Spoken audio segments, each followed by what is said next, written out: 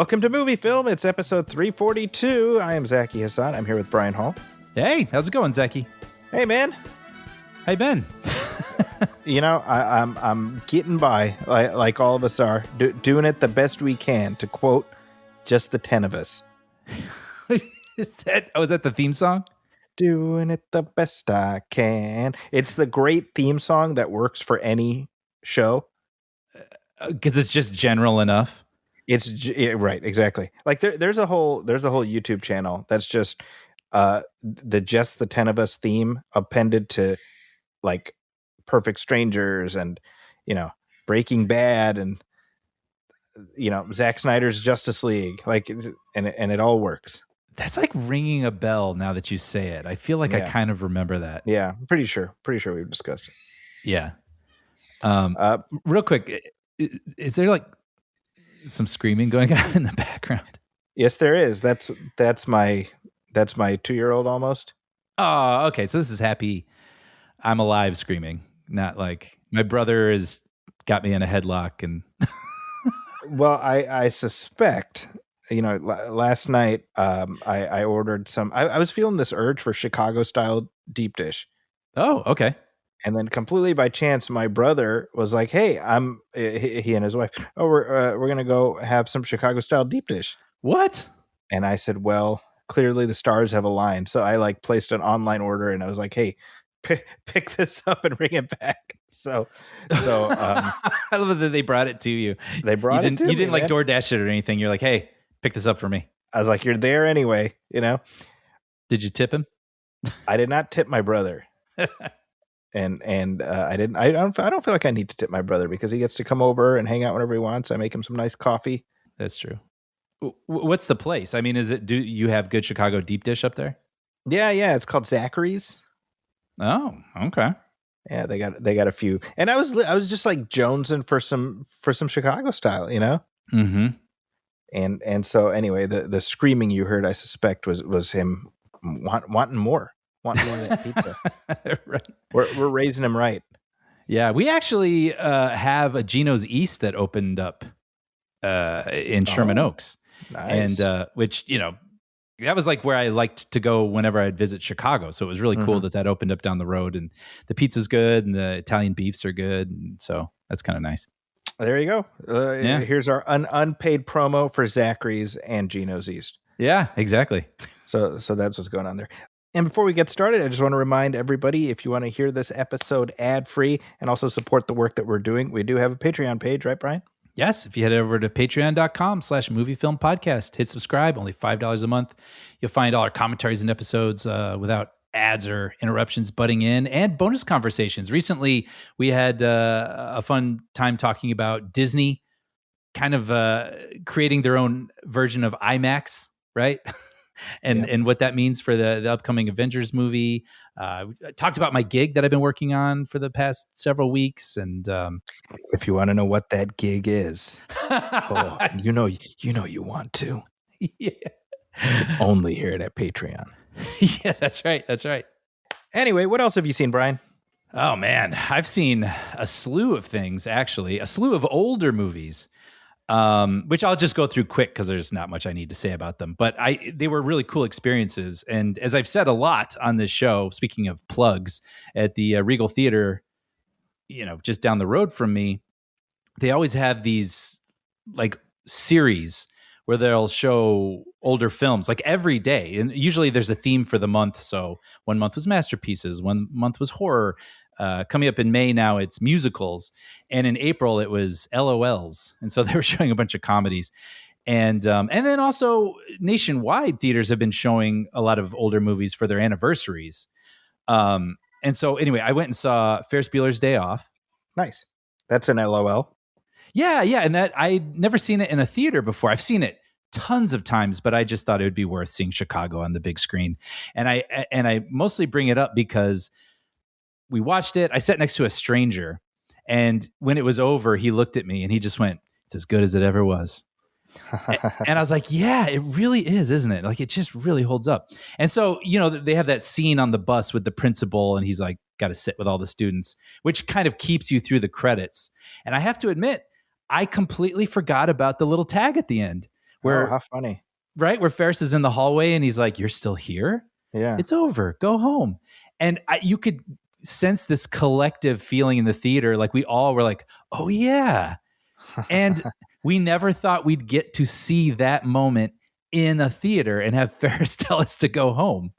And so I was like, man, that was worth it just for that. That was a good one. Saw Jerry Maguire, which I think was celebrating his 30th anniversary. And That's a LOL? that was, I think, just an anniversary screening. Okay. Yeah, I don't think that's the LOL movie. It's a good movie. No, but it's really, really good. And I hadn't seen it, I don't think, since the 90s. And it was really interesting. I took my high school girlfriend to see that movie, when I was like 16 years old or something. And so it was one thing, you see it as a teenager and then you watch it as like a middle-aged man and you're like, oh, wow, it's a whole different experience.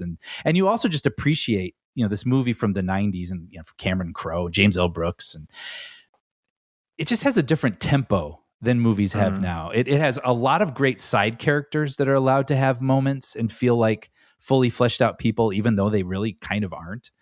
But everyone feels like a realized human being, which is kind of cool. Like the movie it allows the story and the characters to breathe in a way that feels different than movies today. But it was just a really nice experience, just watching a story about adults and taking its time. And it's a messier relationship than I remembered. And maybe I even realized when I was younger, and I kind of appreciated that. It's really cool. It was an unexpected one. I didn't think I'd be watching anytime again. And going into the theater and watching it, giving it my full attention, it was a really nice experience. And then, let's see, I saw Death Becomes Her. That was one of the LOL ones, which was like so much fun. I hadn't watched that in a while. Zemeckis kind of like, I think he's coming right off of Back to the Future 3, about to go into Forrest Gump. And this is just like basically a 90-minute Tales from the Crypt episode he makes. Right. It's so fun. Meryl Streep and Goldie Hawn and Bruce Willis. It's just so, a special effects extravaganza, just such a funny, snarky tale. That was like really cool to watch on the big screen again. And then two more, I saw Fight Club, and that was an anniversary one, I guess 25th anniversary, which makes me think of you because that was one of the first movies you and I saw together in the theater, right? 1999. Wow. Yep, that's right. Isn't that crazy? Amazing. It was weird I hadn't seen it on a big screen since then. Really? And yeah, I don't think so. Or maybe like at an outdoor screening or something. But man, that movie is just mesmerizing. I mean, I know it's often misinterpreted and maybe disliked by some people, but it's just as dizzying and hypnotic as it ever was. Like, it's just, Fincher's exacting filmmaking is just sumptuous on the big screen. It was very cool to watch. You know what's funny? I don't think I have seen it since the theater. At all? At all. Yeah. Wow. Okay. And not because I've avoided it or anything. It's just I've somehow not seen it. Yeah. Interesting. Do you have any interest, or is it like, I saw it? Yeah. Well, because the thing is, like, I don't think Amina wants to watch it. Sure. Although I feel like she's seen it too, but it's like, and then it's not something you can really watch with kids. No, it's still as grimy and unpleasant as you remember. Like, it's, sometimes we talk about like the needle being pushed a little bit, or the bar or whatever, like Game of Thrones made extreme violence a little bit more acceptable in the mainstream, and then movies followed suit. Like, this movie doesn't feel like, oh, that's funny, we thought this used to be nasty. It's like, no, it's still nasty. Right. But it's crazy because, like, my oldest is now about the same age I was when it came out. Wow. Yeah. Right. So, I mean, I could conceivably watch it with him, but that's weird to, like, that's just crazy all by itself. Yeah.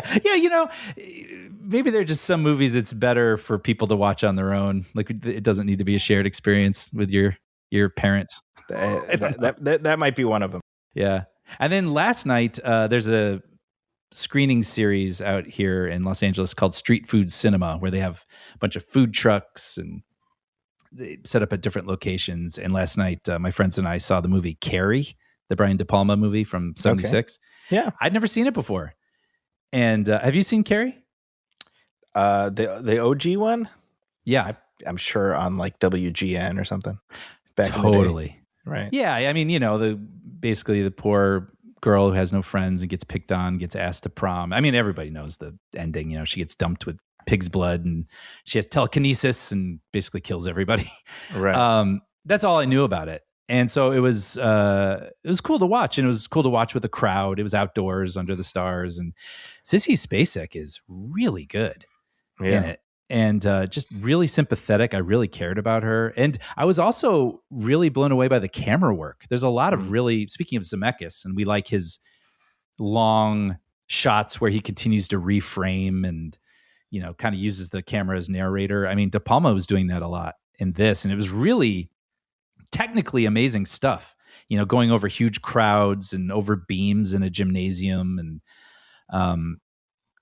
I was noticing that a lot. And the ending, I mean, I know the ending. I know we're, you know, everything goes haywire at the prom, but it's really, to this day, the tension, the build up to it is the editing, the camera work, the score, the use of slow motion and someone trying to shut it down, but it's too late. It's really packs a punch. I mean, all these years later, it was really haunting and powerful. And so that was like a cool, I'm glad I got to see it, and I'm glad I got to see it projected with a crowd. Yeah. And that was kind of a cool experience.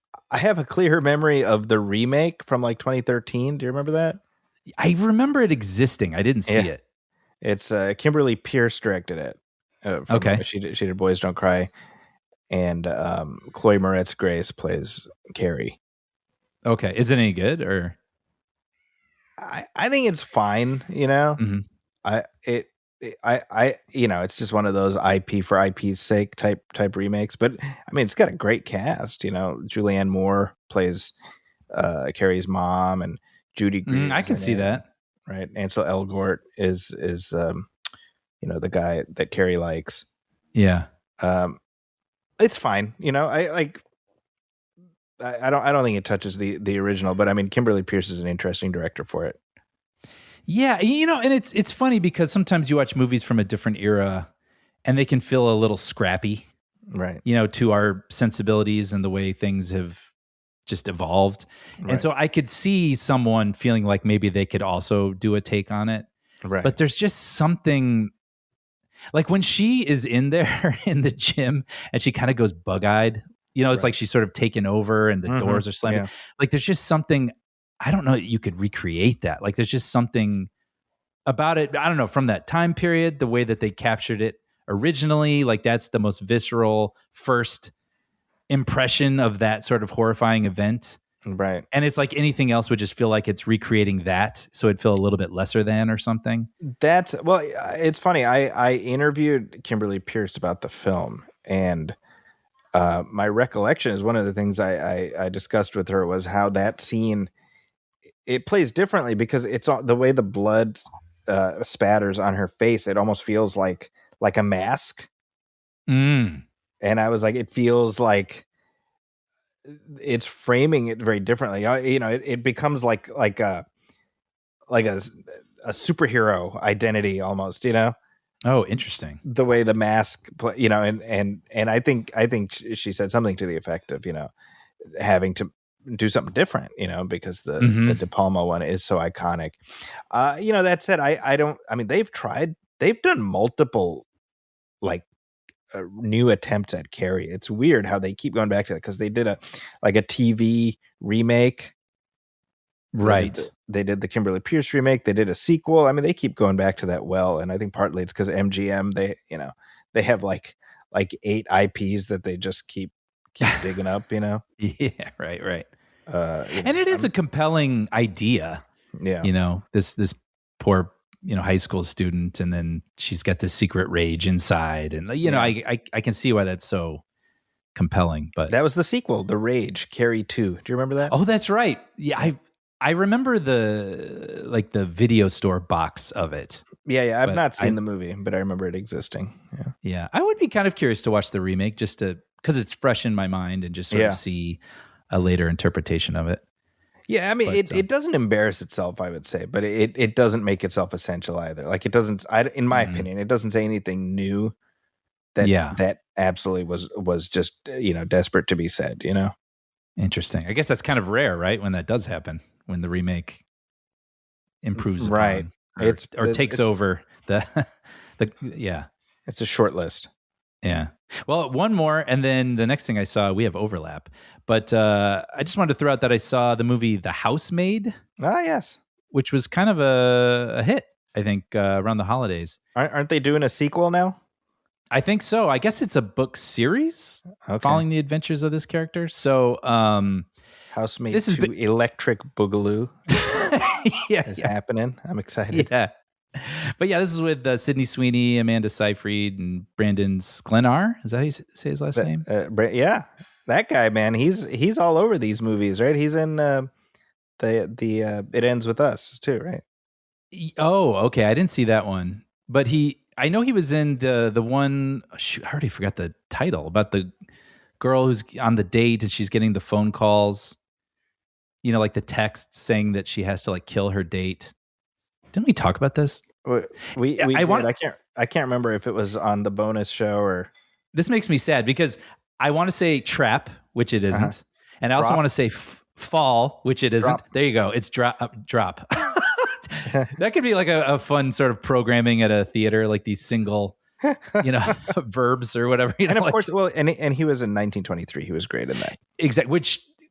It was the first time I saw him, and I was like, oh, I like this guy. Yeah. And so when he pops up, I'm immediately like, oh, I'm into this. Like I like seeing him do his thing.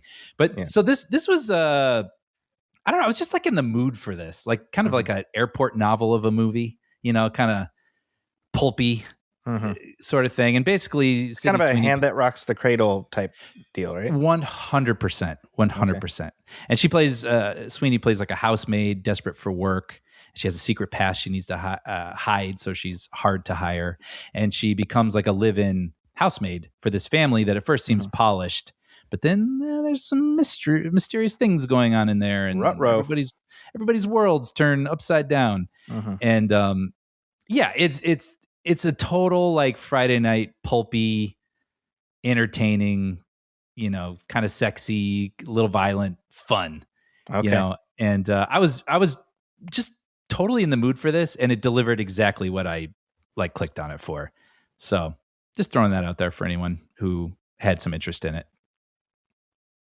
Well, there we go. Yeah, I saw the ads for this, and I was like, oh, I was like, I don't feel like going to the theater to watch it, but like if it turns up on streaming, I might check it out. But I just remember when it came out, it was in the context of all the articles and stuff was like, the Sydney Sweeney controversy.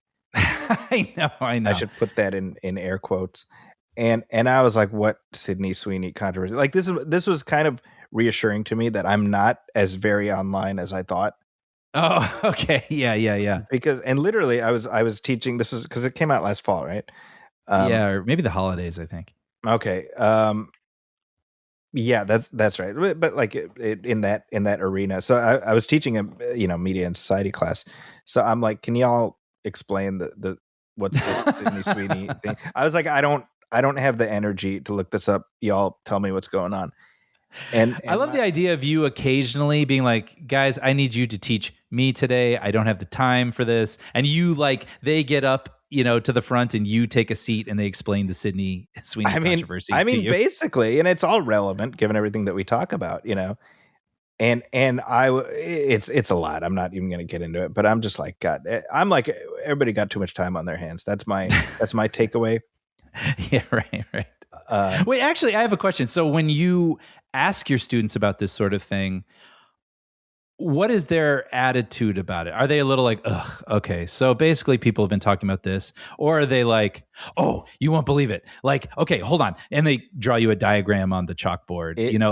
What's their sort of tenor? It's a little of both, to be honest. It's a little, and just to be clear, I will never dismiss or condescend towards whatever things that they feel very exercised about, because I want to hear it. I'm genuinely interested. But but a lot of this definitely, I feel like, this is very much an online furor that has no bearing on any aspect of reality, Sure. And so, all of this comes down to basically boiled down. It's Sydney Sweeney is maybe ? A Trump supporter. Mm-hmm. And that's what it all comes down to. Okay. and so you've got online people who are reading tea leaves and Charlie Day memeing their way to trying to find connections, right? Right. You're referring to the meme of Charlie Day with the strings and With the strings and the notes. big pegboard and stuff. And at some level I'm like, man, like I don't Sydney Sweeney she doesn't affect my life at all. I don't really care. Right. One way or the other. I don't watch Euphoria. I really truly don't care about her political views one way or the other, Right. And it feels like there is sort of it's weaponized outrage for the sake of clicks that burnish these websites bottom dollar, right? Sure. It's a little bit of like, man, I'm not playing this game, Sure, totally. like I gotta know about it. I'll give you another example, right? I just yesterday, I don't know if you saw this, New York Magazine had a whole long ass thing about, speaking of It Ends With Us, the whole Blake Lively, Justin Baldoni thing. And this is yesterday morning. I'm sitting here in my cave drinking my chai, and this article comes up, and I'm like, okay, well, I'm literally sipping the tea while I'm drinking while I'm reading this thing. It's a long thing, Yeah. And my takeaway is like, I do think Justin Baldoni is a strange guy, and I think that's my overall view. But I also don't think Blake Lively distinguished herself particularly in how this all has been going down, Sure. And so it is a little bit, to me, I read this article and I have it's like watching an episode of Dynasty or something. It's just rich people tossing shit at each other and pulling their hair and stuff, Right. But I remember when all of that was happening. This was fall of 24. Wow. And again, it goes back that far. It goes back that far. That's when the movie came out, right? Okay. And it was the same thing. People, like, again, I was getting a lot of this from my students. Oh, did you hear Blake Lively? Blah, blah, blah. Oh, but Justin Baldoni, blah, blah, blah. And so for me, that was very revelatory, because it's not a story I was following with any great interest, but just from the folks who are living online and how they're interacting with this news and information and how they're processing it and how they're already choosing upsides. All of that is very interesting to me, but it's a lot. I would recommend reading that article, though. Yeah, that was a story I kind of hit the eject button on, because I think at first I was following it a little bit, and then I was seeing people who were very much on Baldoni's side, and then I was seeing people who were very much against, him, and it was, and people were so sure of their opinions on all of this that I was like, I hit the button and I popped out of my jet. I think that's smart. I mean, that is in fact the smartest approach, but he's definitely, he seems really, there's just something off in terms of the way he interacted with her, because all of the text messages, all this laundry is just out there, right? Sure. So the way he's texting with her, I'm like, that's a weird way to text somebody. See, I haven't even gotten that deep. You can read all that. And then it talks about how the Nice Pool character in Deadpool and Wolverine was basically Ryan Reynolds making fun of Justin Baldoni. I kind of remember that, reading about that, but I didn't get it. Yeah, well, it's funny because you go through this article and it uses these specific data points, and I was like, wow, holy shit, that's like kind of hilarious. Right. But interesting. Well, I guess that's that he has thing the done man well. bun. What's that? Yeah.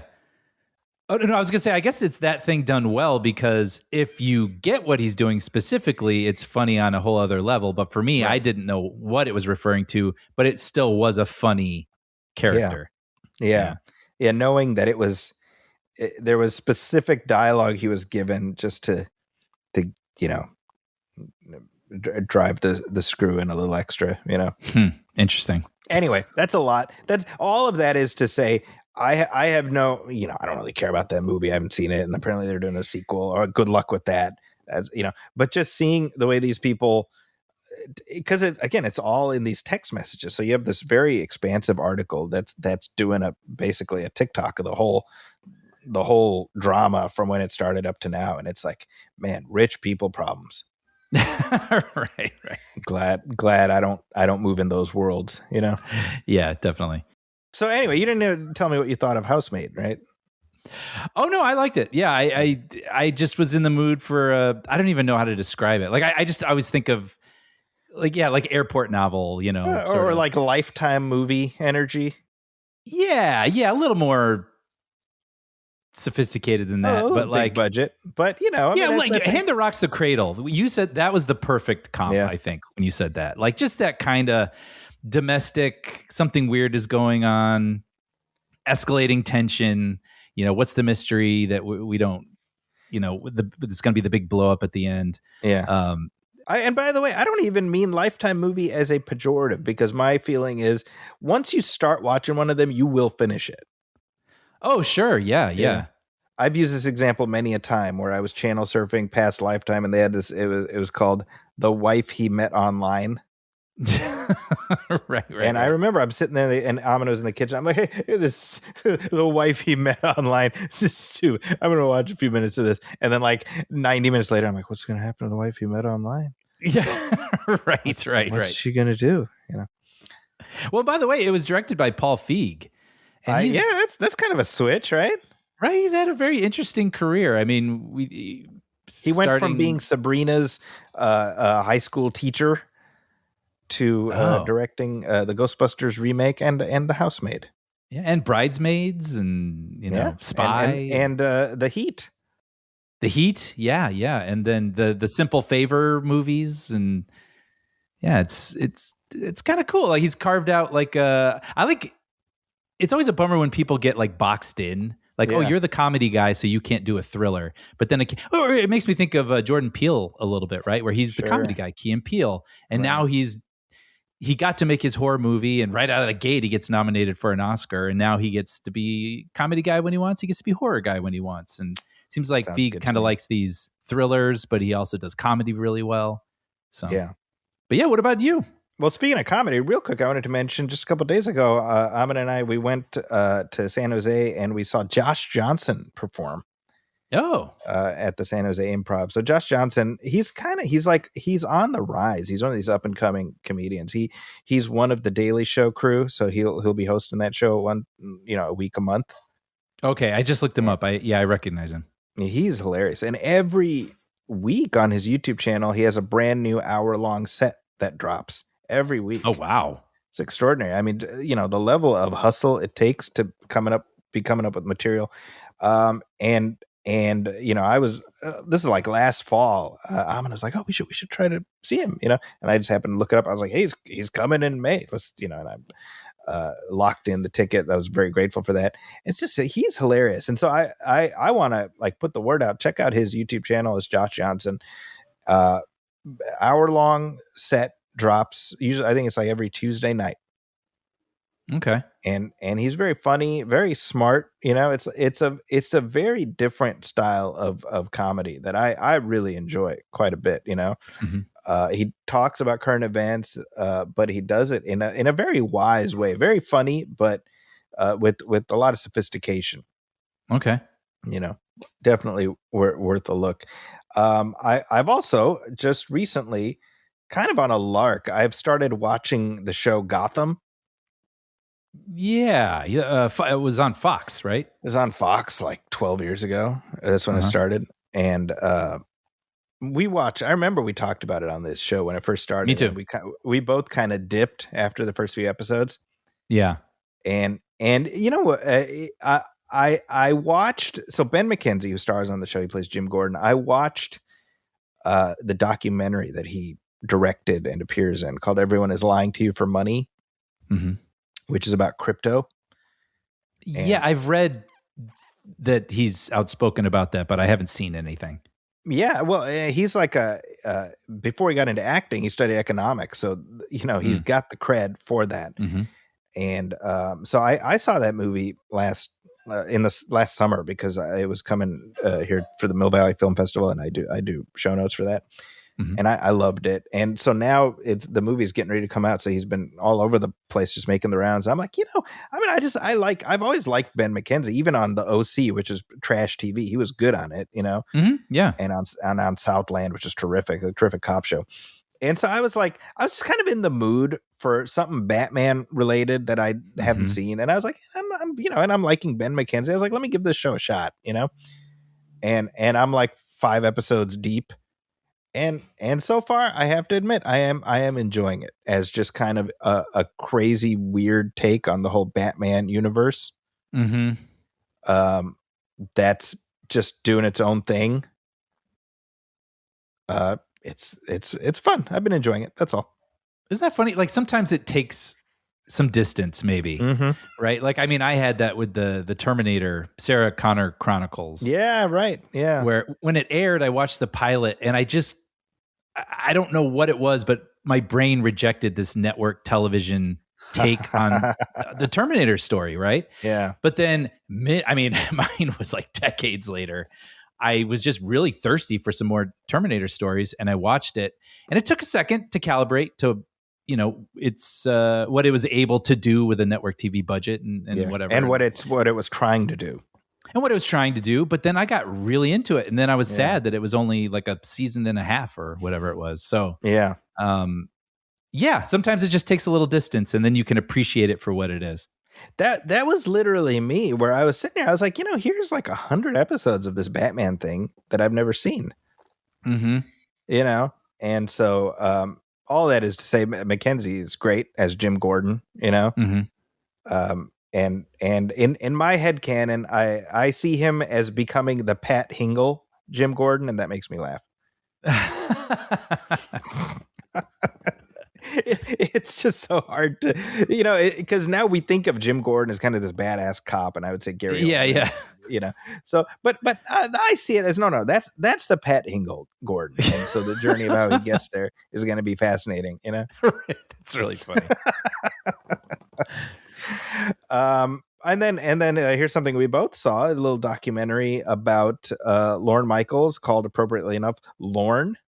Yep.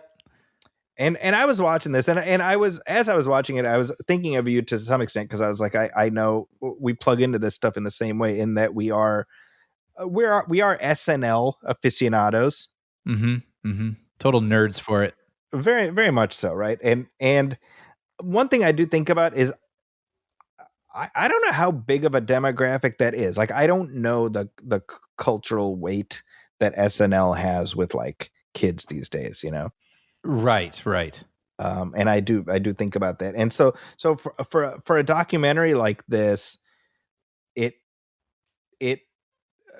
I want to hear your thoughts. I was like, a lot of this I already know, because I've imbibed so much SNL history, but I was delighted by the new nuances that were illuminated, and just seeing all the people that are interviewed, and really painting a portrait of a guy who I think, just in terms of what this show represents, is a very seminal, important figure in TV history, Yeah, and who's still somehow kind of mysterious. Exactly. Yeah. Even seemingly to the people who work very closely with him.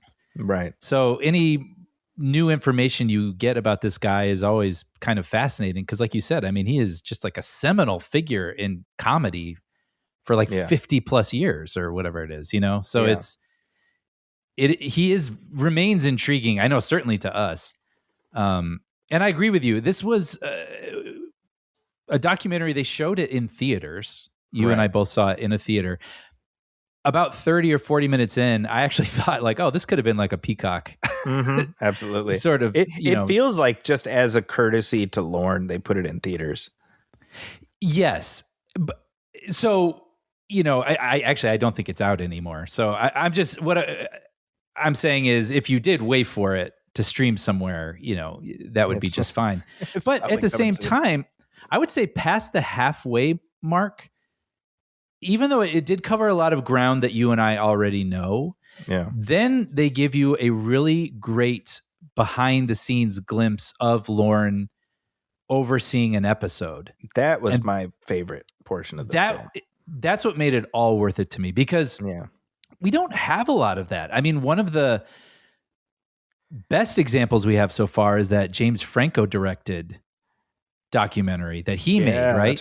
That's right. Yeah. Where he literally just had like a camcorder and he filmed a week of SNL, and he got to wander into the writers' rooms and see what they were up to and show the table read. Thanks to that documentary, we have some record of the great never filmed Empire Carpet sketch with John Malkovich. He's playing, or he's singing the 588-2300 like over and over and over again. And as Will Forte is yelling at him. The director, again! Yeah. Yeah. But like that kind of intimate behind the scenes stuff, surprisingly, we don't have a ton of it. Yeah. Right. And so this documentary, Lorne, I thought was really valuable because it gave us more of that and in a better, video quality, right? And so we actually get to see a Ryan Gosling episode, the behind the scenes of it. And we see Lorne, you always hear he watches the episodes under the bleachers. Right. And so I knew that happened, and sometimes he was happy and sometimes he was frustrated, but we actually get to see it now. And you hear, I don't remember who it is, but one of the cast or someone is like, yeah, when he's frustrated, he's next to like an ice bucket with drinks in it. And if he gets mad, he throws the ice. And so hearing that, I was like, oh, that's fascinating. But then they actually show it. You see him watching something and people are either flubbing lines or the timing's not working. And he picks up the ice and just throws it. And you're like, oh, and Seth Meyers talks about how he's upset when he goes, whew. Yeah. And we just have this montage of him doing that. Yeah. And so then seeing him, which is, we know that any Gosling episode is a good one, right? Like these are like beloved, right? That's right. But it's fascinating watching. We should say he's watching the dress rehearsal, not the actual episode that aired, but he's frustrated and it's not going the way that he'd like it to go. And so then after the dress rehearsal, we get to see him sit on the stage and like address the troops, basically, which was interesting to me because these are, big comedy superstars of this moment, right? Like, so we think of them as these big, like titans of comedy in certain sort of way, or at least in their arena. And they look like high school students that are being like lectured by their principal. Yep. Because they've let him down. Right. And it was really interesting to see. I almost felt myself kind of cowering also, just sort of like, oh, this is an uncomfortable feeling. But then he lets them know he's disappointed, but then he rallies the troops. And he's like, but you're the best, Yeah. It was a fascinating glimpse. And for me, that made it completely worth it. And all the stuff that they retread a little bit is still great. It is. And the thought I had watching it, well, two thoughts. Number one, you see all these people interviewed from across the last 50 years, right? Yeah. So you get your Mike Myers, and then you get your Chevy's interviewed in there, right? Yep. Pretty, and then up to now and recent, and you at one point you've got Mulaney and Bill Hader and Fred Armisen sitting around a table. And first of all, I'm like, what man, I'd love to just be sitting at that table, right? Yep. Conan is interviewed, and you're like, every single one of these people, Lorne Michaels sprinkled fairy dust on their life. Yeah. And Conan has said as much, right? I mean, like, here's a guy. Literally, think about that. One day he's one of a dozen Simpsons writers, having briefly worked at SNL, and then he's hosting. He's replacing Letterman, and here's a career that is still going. Yeah. And where would he be if not for Lorne Michaels when it came to the late night show? He was like, how about Conan? And that's it, so all of these people he's affected, and so he has shaped a half century of comedy, and as a result he will shape the next half century even if he's not around for it, right? Yeah, that's a good point. And then that made me, and Mulaney has an interview where he talks about that realization of like Lorne's not going to be around forever, And I had that realization earlier in the film where you see him as, we contrast his earlier era, his pre-SNL era, but even like during the early days of SNL where he's the young guy, he's the, Gabriel LaBelle in that Reitman movie, right? And then now he's an 80-year-old man. He's shuffling around, and you're like, man, time comes for us all, Yep. And what is SNL without Lorne Michaels? What they tried that before. Yes. And it didn't work, Yeah. And I don't remember who says it. It may have been Mulaney. People are always wondering if he'll retire. Yeah. And someone says, no, he won't leave because he's from another time. This SNL, what they do, how they do it is from another time. And he's the protector of that. And I thought that was kind of fascinating. Like, yeah, I mean, there is that, like, I had that realization, like, well, he's going to be gone at some point. And, and whatever happens next, it's going to be different, right? It's a bit like there's going to be more James Bond movies, right? Mm-hmm. But what those movies were and what they represented is over forever. Sure. And that makes me sad. And SNL post Lorne Michaels is going to be the same, Yeah, and I think that's what I love about what it is now is they find ways to have the humor represent the moment and find cast members who represent the moment, but there's still that sort of old school variety show charm that's never gone away from it, that keeps it from being like the hip modern show, but that's what makes it so special. I agree. Yeah. The combination of all those things. Last night's episode, first of all, two things. I didn't know who was hosting it, and I happened to tune in. They do like a live stream of the monologue on YouTube, and I reached that point where I'm like, I don't know who that is. Olivia Rodrigo? It was Olivia Rodrigo. Yeah. Yeah. I had no idea who she was. Okay. But SNL did give me the thing I've been waiting more than a year for, which was Aziz Ansari as Kash Patel. Yes, that's all. I've only seen the opening sketch so far. I was like, if SNL does not get Tom Haverford to play Kash Patel, that will be malpractice. So I was very happy about that. There's a very funny sketch. It's another Ashley Padilla showcase. You got to check it out. It's called like The X or something like that.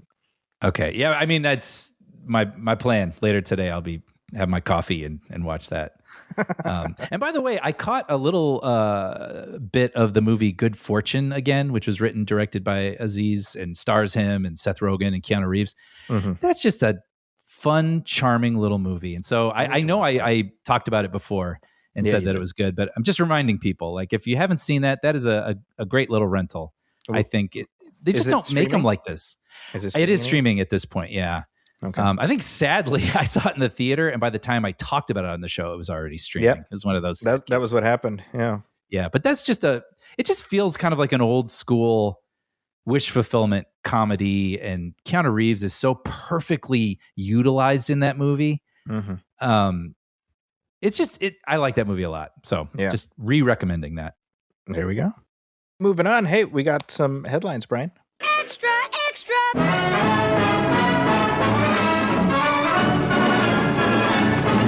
What a scoop! A little bit of sad news just to start things off, but I did want to mention that Jerry Conway has passed away, legendary comic book and television writer. Certainly, as far as my life growing up as a comic book fan and a procedural television fan, my many fandoms have been touched by his work. He had legendary runs on The Amazing Spider-Man. He actually, after Stan Lee, he had the longest run after Stan Lee during that initial era. He broke into comics at age 19, if you can believe that. Wow. And by the time he was in his early 20s, he had created The Punisher. Oh, wow. And he wrote the story that saw Gwen Stacy killed off, one of the most iconic Spider-Man stories, and it was adapted on the screen in Amazing Spider-Man 2. Mm-hmm. And in addition to that, he created a character called Firestorm from DC, which I'm sure you can picture him in your head. Mm. And just really an incredibly diverse body of work at both DC and Marvel. And then later, he wrote for the Transformers animated television series. He wrote for Law and Order on television. He wrote for Criminal Intent. He was 73 years old, died of pancreatic cancer. 73 is too young. Yeah. And what really really gets to me is that just a few months ago I was down in LA visiting you, and I happened to see a notification that there was he was doing a signing Mm-hmm, mm-hmm. maybe about an hour or so from where you live, and they billed it as his last signing, and I didn't give too much thought about it, but I was like, oh, I wish I had brought something. It would have been cool, to have that opportunity, and then just kind of left it at that. And then, a few months later, we get this news. Yeah. This is, I was having this discussion with my brother just yesterday that the comic book creators, the legends of our lifetime, are slowly but surely leaving us. And that's very much the case when you look at, somebody like Jerry Conway, who was, kind of a boy wonder. Mm-hmm. And so, he was relatively young while producing just a mammoth body of work. And it makes me deeply sad, not only to see him gone, not only to know that he will no longer be creating work, but also what it represents in terms of, these legends who are leaving. Yeah. Yeah. Man, I mean, it's funny. I had so many thoughts as you were talking about him. One brought me back to what we were saying about Paul Feig, where it's like he gets to do the comedy thing, he gets to do the sort of thriller thing. It's kind of nice how he hasn't been put into a box, and it's amazing that Conway got to do these iconic comic book stories, but he also wrote for procedurals and Law and Order, and he just all the things in his imagination, the way that he got to express them and let them out. That's really awesome. Yeah, and as I sit here recording with you, I glance to my right and I look at my shelf, and there's just a shelf full of Spider-Man comic books that he wrote. And there is something to be said for the idea that his work will live on as long as these characters exist. Mm-hmm. Disney Plus has a brand new Punisher special dropping in just a few weeks as we're recording this, and that character is certainly as iconic as the top tier Marvel characters, and he sprang from Jerry Conway's imagination. Right. He will be missed. A true legend. Yeah. Here's some other news, Brian. While we're talking about comic books, it's a story that began its life as a comic book. Right. And it might just be coming to the screen. This felt like a prank to me almost. Hasn't the most recent Quentin Tarantino news in the last year or so all felt like April Fool's Day sorts of jokes?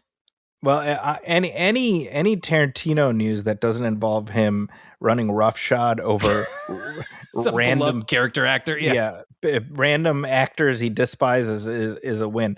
So this is reported by Deadline last week, and it says that Sony Pictures is moving forward with a most intriguing movie mashup.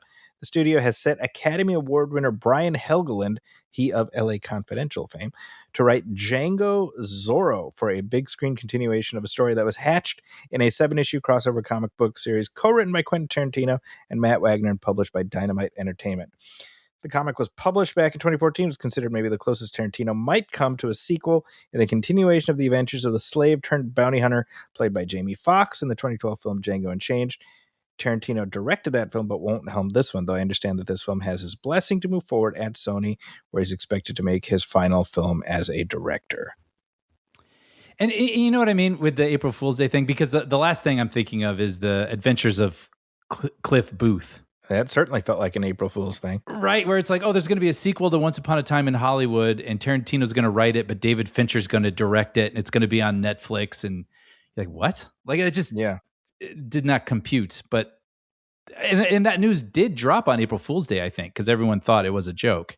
Right. And it turns out it was real. Then here we go. We're getting a Django sequel that he is not going to even participate in, but has his blessing. That just feels, I don't know. It seems like he is very precious about his world. Yeah. That he's created. And so it's interesting that he's allowing these other people to create stories in them. I guess just to keep him away from accidentally making movie number 11 or something. We're weirdly benefiting from that. Yeah, right? Which I've been saying for a while. He is so far up his own asshole when it comes to that. I know. I know. Like, oh no, I'm only making 10. All right, really. stop. But for years and years, for decades, they had talked about doing the Vega brothers. Do you remember that? Mm-hmm, yeah. Which would have teamed Michael Madsen's Vic Vega with John Travolta's Vincent Vega. But of course, even before Michael Madsen passed away, I mean, just time had worked against that movie existing because Vincent dies, Yeah, right. That's a problem. So you had to do it within a certain amount of time. I forget what happens to Vic. Is he alive at the end of Reservoir Dogs? I have not watched that in so long. That's what I'm saying. It's been decades since I feel like most people do not make it out alive of that movie. That's my memory. It's been a very long time.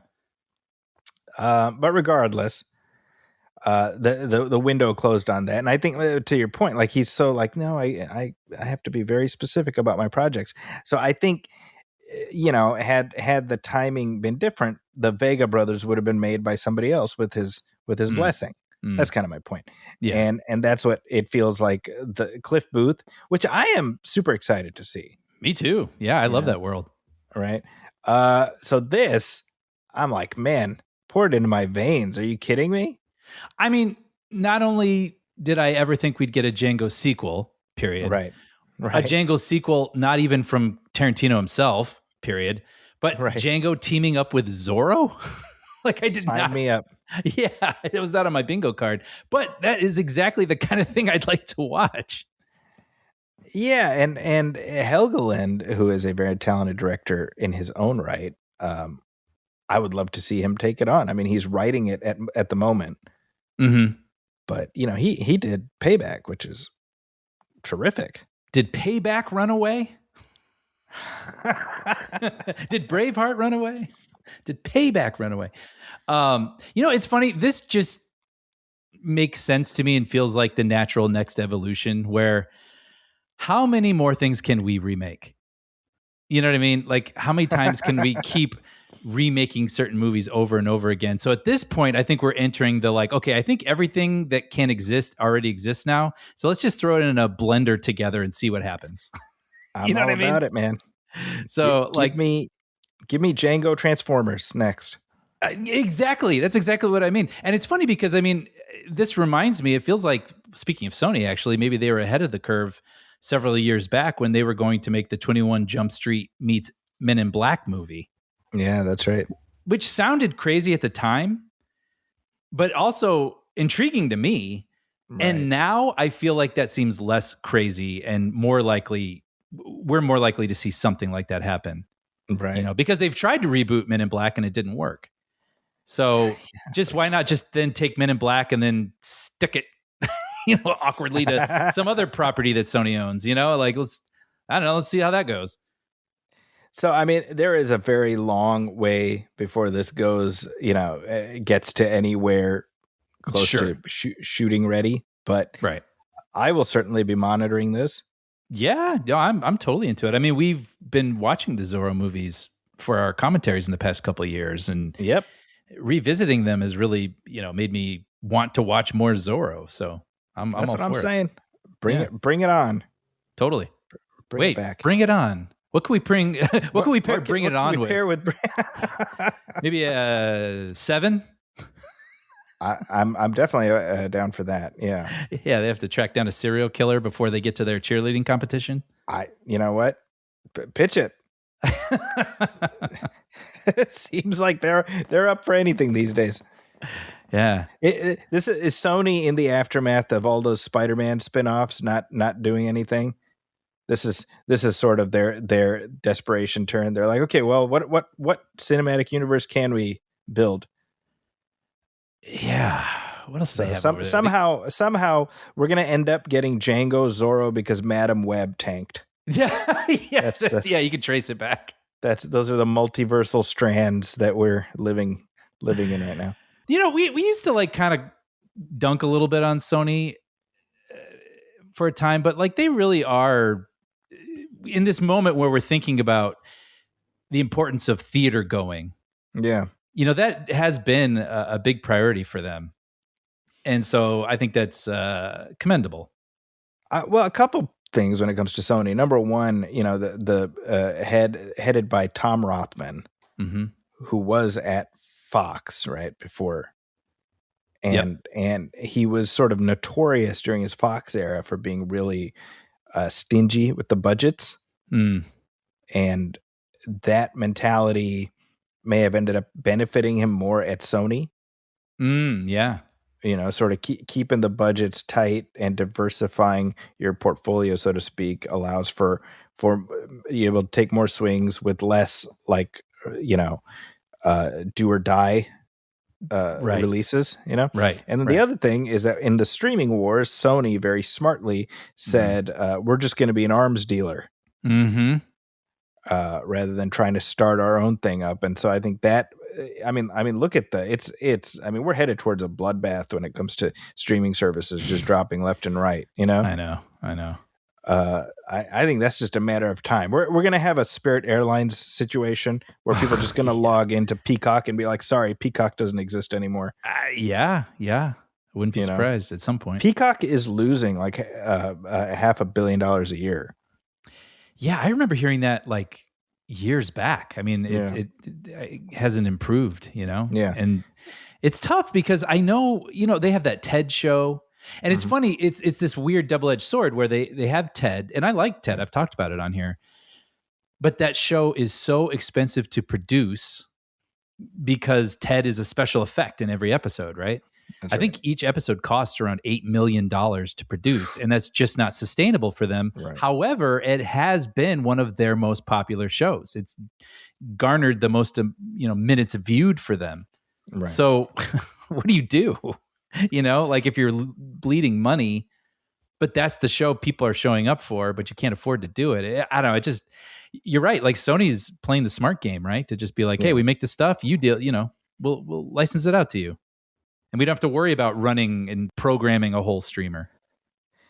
Fundamentally, what this all illustrates is it's what I've been saying for goddamn more than 10 years, that the streaming arms race is not sustainable. Yeah. Because at some point you run out of potential subscribers, and then how do you monetize, right? Right. So looking at TED as one example, at some point you're going to get all the Peacock subscribers you're going to get.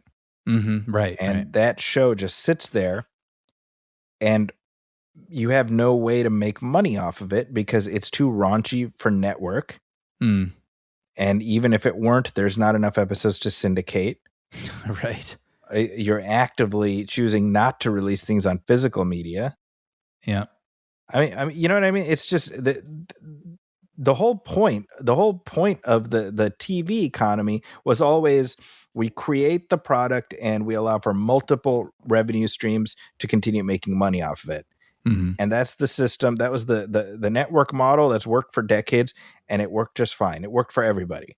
Maybe not perfectly, but it worked. Right. What do you do here? Like Paramount has something similar going on where, they've got all these Star Trek shows that they made are now gradually ending, and at most they've made 60 episodes and at least 20 episodes. What do you do with those? Right. Right. Like, those shows, at least you have the opportunity to put it on physical because presumably you're going to get the Trek collectors or whatever. But again, their episodes are too long to cut down for network or linear airing. I'm just, how do you make, like, just dollars and cents? How do you make money off of this stuff? License it to Netflix. Ultimately, that's what it's going to come down to for a lot of this stuff, I think. Yeah. Yes, I mean, Sony has the Spider Noir television show. Yes, I'm looking forward to that. Yeah, very interesting. My friend worked on that. Anna Vogt worked on that. Really? Okay. Yeah. Yeah, that's of course the Nicolas Cage Spider-Man character. This is a variant of him, but they're doing it in live action. Yeah, but it's all stylish Sin City looking. Yeah. Yeah. Should be interesting. But again, so Sony licensed it to Prime Video. And that's where it'll be, Yeah. Smart way to approach it. Smart. Speaking of making money, though, I thought this was worth having a conversation about, but I feel like some music should be playing, Brian. Just for old time's sake. So, The Mandalorian and Grogu is very shortly due to hit theaters. Less than a month. Wow. Okay. We're like 16 days away as we record this. The first Star Wars movie in theaters since Rise of Skywalker. Wow. 2019. Which is, that's pretty banana. So that is, what are we looking at? 7 years? Yeah, right? Just about, right? That's just about, yeah. Pre-pandemic. Obviously, there have been, just several seasons of television dropped on Disney Plus since then, all of which have certainly impacted the brand value of Star Wars to varying extents. Mm-hmm. But here we go. Now we're testing the proposition that Star Wars is still bulletproof at the box office. Yeah, it's going to be interesting. So this is a courtesy of Hollywood Reporter. If pre-release tracking is right, the Jon Favreau directed movie, a continuation of his Disney Plus series, The Mandalorian, will open in the $80 million range at the domestic box office over the long 4-day Memorial Day weekend, according to one source with access to the data. That's in line with expectations from Lucasfilm and Disney, according to insiders. So $80 million for a Star Wars movie. Mm-hmm. Now, first of all, we should say that 80 million could grow. Oh, absolutely, sure. And I suspect that I suspect that it will grow because I think once the marketing campaign kicks in, there's going to be a lit of like, I want to watch Star Wars in the theater again. Mm-hmm. Totally. And they're obviously going to lean hard into all the nostalgic, there's an AT-ST and here's a X-Wing or whatever, whatever. That's the stuff that's getting me. Yeah, well, exactly, right? And so my question to you, you can look at that number and be like, hey, all right. Or you can look at it and be like, well, stick a fork in this thing. I think you have to realize that this isn't 2019 anymore. A lot has changed. And okay, actually, just out of curiosity, I was like, what's the closest Star Wars comp for this? Right, probably theatrically, Solo, right? Which would be Solo, right? Yeah. So I Googled, what did Solo open to at the box office? And what comes up, this is Google AI overview. Solo opened to a disappointing 84 million. Yeah, that's what I was like. Ooh. Here's me pulling my collar. I know. But this is in 2018, right? When Star Wars... Solo cost $11 bajillion. Yes, they had a lot of crazy circumstances going on. Yeah. I don't know what the budget is of Mandalorian and Grogu. Hopefully they had expectations in mind a little bit, kept things in check. But I don't know. I mean, in this day and age, what did Mario open to? Oh, that's a good question. Galaxy opening box office. Well, this is worldwide. Okay, yeah, well, this is probably not the best. 131 million 3-day weekend in the U.S. Domestic. Worldwide, it's like almost like a third of a billion. Yeah. Yeah, I don't know. It's an interesting thing to think about because if there was any sort of guarantee, 2019 and before, it was that Star Wars was going to be a gargantuan opening. So now, no matter what, on paper, it's going to look disappointing. However, in the this changed landscape, maybe it will be a success. It just looks different now, right? So it has a budget of $165 million. Okay. So, I'm sure the others probably cost like 200 plus 300, probably more. Right. Well, the mindset was like, Star Wars is licensed to print money, so just spend whatever you want to spend. Which we're not living in that reality anymore. So, yeah, I mean, obviously this is going to come down to reviews and word of mouth and all of those things. But 80 again, I suspect that the projections will grow as the movie gets closer. That's kind of where I'm at. I wouldn't be surprised if it landed somewhere in the $100 million range when all is said and done. Okay. Domestic. Domestically opening weekend. And just for reference, Devil Wears Prada 2 opened this weekend, and that opened at 77 million domestic, which not bad. Yeah, but I don't think Devil Wears Prada 2 costs $165 million. True, but just in terms of how many people are showing up, Yeah, not thinking about companies' bottom lines or anything, but like yeah, audience anticipation, whatever, interest. These big brands aren't a sure thing anymore. Mm-hmm. I don't even think Avengers Doomsday is going to open anywhere near Endgame levels. Sure. Right. So it is kind of a different reality. I'm curious though. And look, at the end of the day, I mean, I want Star Wars to do well. So I'm hoping I'm hoping it's good more than anything. Mm-hmm. And if it's good, I want it to do well. If it's not good, I don't really care. But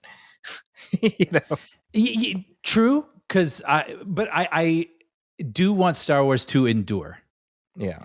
So yeah, I don't want to see this be a thing where we see less of it moving forward. I'm with you. I'm rooting for it to be good, and then I want more. Weirdly, though, I think Star Wars would benefit from seeing less of it. Yeah, and I think it has in some ways. I guess the streaming has overpopulated a little bit. Yeah. But in the theaters, I mean, yeah, it's been a really long time, and I'm excited to go to a theater to watch Star Wars again. It's also very interesting, right? Just from like a merch point of view.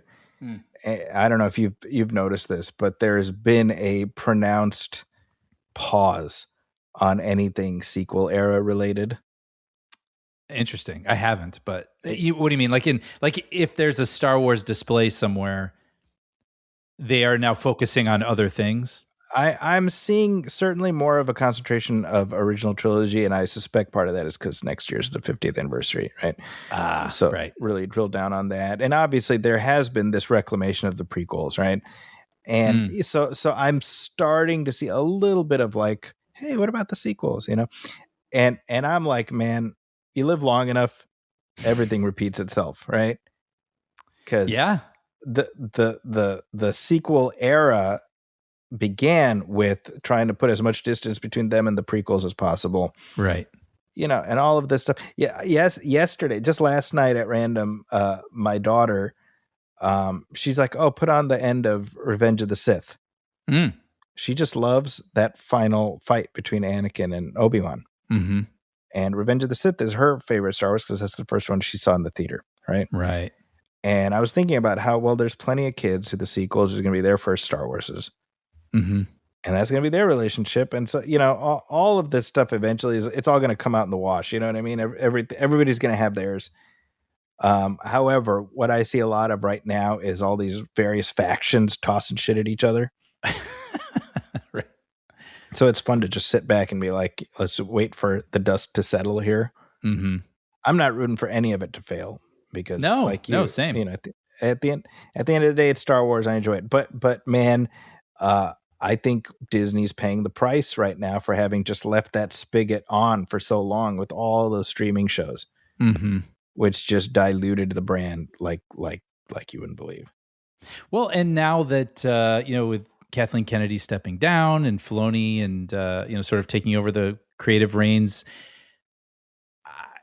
I'm wondering what their 10-year plan is. Right. I mean, this is interesting. We're basically getting a TV movie. Right. In theaters, right. But I mean, do they have a new trilogy in mind? Do they have like some sort of big epic saga that they're cooking up? And where would that take place? Who would it involve?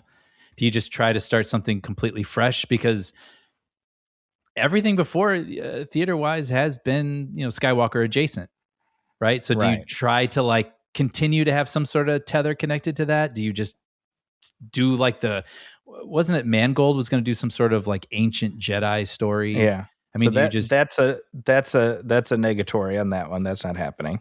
Yeah. So I don't know. I mean, I don't know. Like, I mean, all those stories could be amazing, but it doesn't guarantee that people are going to get lit up about it and show up, like, yeah. What do you want? It's like the guy, the test screening in The Simpsons, where you show them the itchy and scratchy thing. What do you kids want? You don't even know. Yeah. Yes. That's you and me crying. Don't yell at us. I think, well, you know who needs to ride to the rescue right now? Obviously Ryan Johnson. Right, right, That'll go over like a lead balloon, right? right. His trilogy, remember, which is like that, one of many announced. That's the other thing, Star Wars. Like, goddamn, how many friggin' things did they announce? Oh, I know, the Game of Thrones guys, Dude, Mangold, Johnson. Man, it's like, why did they do that? Remember, there was going to be a Lando something with Donald Glover. Donald Glover, which apparently was written at some point, but I mean, it became a joke, But then it not that it couldn't be good, but again, like, what's the 10-year plan? Is it we're just going to do random stories that take place in the Star Wars universe that are not necessarily connected in different time periods? Right. Or do we try to focus on, I mean, with Starfighter, I wonder if that, with Ryan Gosling starring in it, I'm sure they weren't like, oh, we'll make one of these and see what happens. It's like, no, they got a plan with Ryan Gosling. I was about to say, I have a feeling that there are a lot of franchise hopes hanging around his shoulders. Mm-hmm. Right? Especially in the aftermath of Project Hail Mary doing what it did. Yeah. Obviously, that Rey movie, which I am looking forward to. I hope it happens. I think it's a good idea. Yeah. Personally, yeah. I don't know. I think those characters. Oh, sorry. No, go ahead. No, go ahead. I just think those characters got kind of underserved, and I think there's more you could do with those characters, and hopefully they can come up with something interesting and fresh and different. Right. Yeah. So a couple points, right? Number one, the thing with Star Wars that's great is that even if the movie or the whatever it is that you've made is not great, you have the opportunity to tweak it later. And I don't mean tweak it like George Lucas tweaking with the special editions. I mean, you just do another story that adds context. Right. So the Clone Wars and Bad Batch added greater context to, the prequels. Right. The Mandalorian has set some things up that adds greater context to the sequels. You can do a new movie or series of movies with Rey and maybe the other characters that allow, things that felt undercooked in those three movies to feel more resonant or revelatory later, right? So you always have that opportunity. That's the great thing about a tapestry that's always unfolding. So I'm like, take advantage of that. Now, that being said, I think that both Marvel and Star Wars have been severely diluted because of just all these streaming shows, right?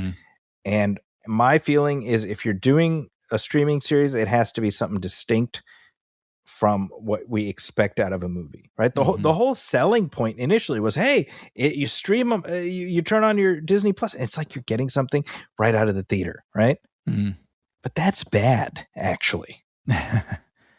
Right? So Marvel is not helped by the Falcon and the Winter Soldier streaming series. You get my point? Totally, yeah. Marvel is helped by Wonder Man. I think the WandaVision show was a perfect, right? What something they should be different. Doing. Something, and by the way, even WandaVision, they kind of shit the bed at the very ending, where it became just explodey, throwing colored lights at each other, right? Yeah. So, but WandaVision conceptually, that's not something you're going to get in a movie, right? Star Wars, Andor, right? Yeah. That's something distinct and specific, and you would not do that as a movie. So my point is, you have to serve different audiences. Yeah. That's the trick, and hopefully these guys are figuring this out. I should say, by the way, this Darth Maul series. Have you been watching this? No, my brother was just telling me about it. He started it. It is really good. You should. Yeah, that's what he was saying. Yeah, you will like it. It's very, very good. Okay, cool. Yeah. Anyway, moving on. Yeah, well, actually, real quick, just as long as we're talking about box office and that sort of thing, and how things have changed, it's also... by the way, real quick, as we're recording this, it's already a year ago that Thunderbolts was in theaters. Isn't that nuts? Wow. That is... What the hell? Right?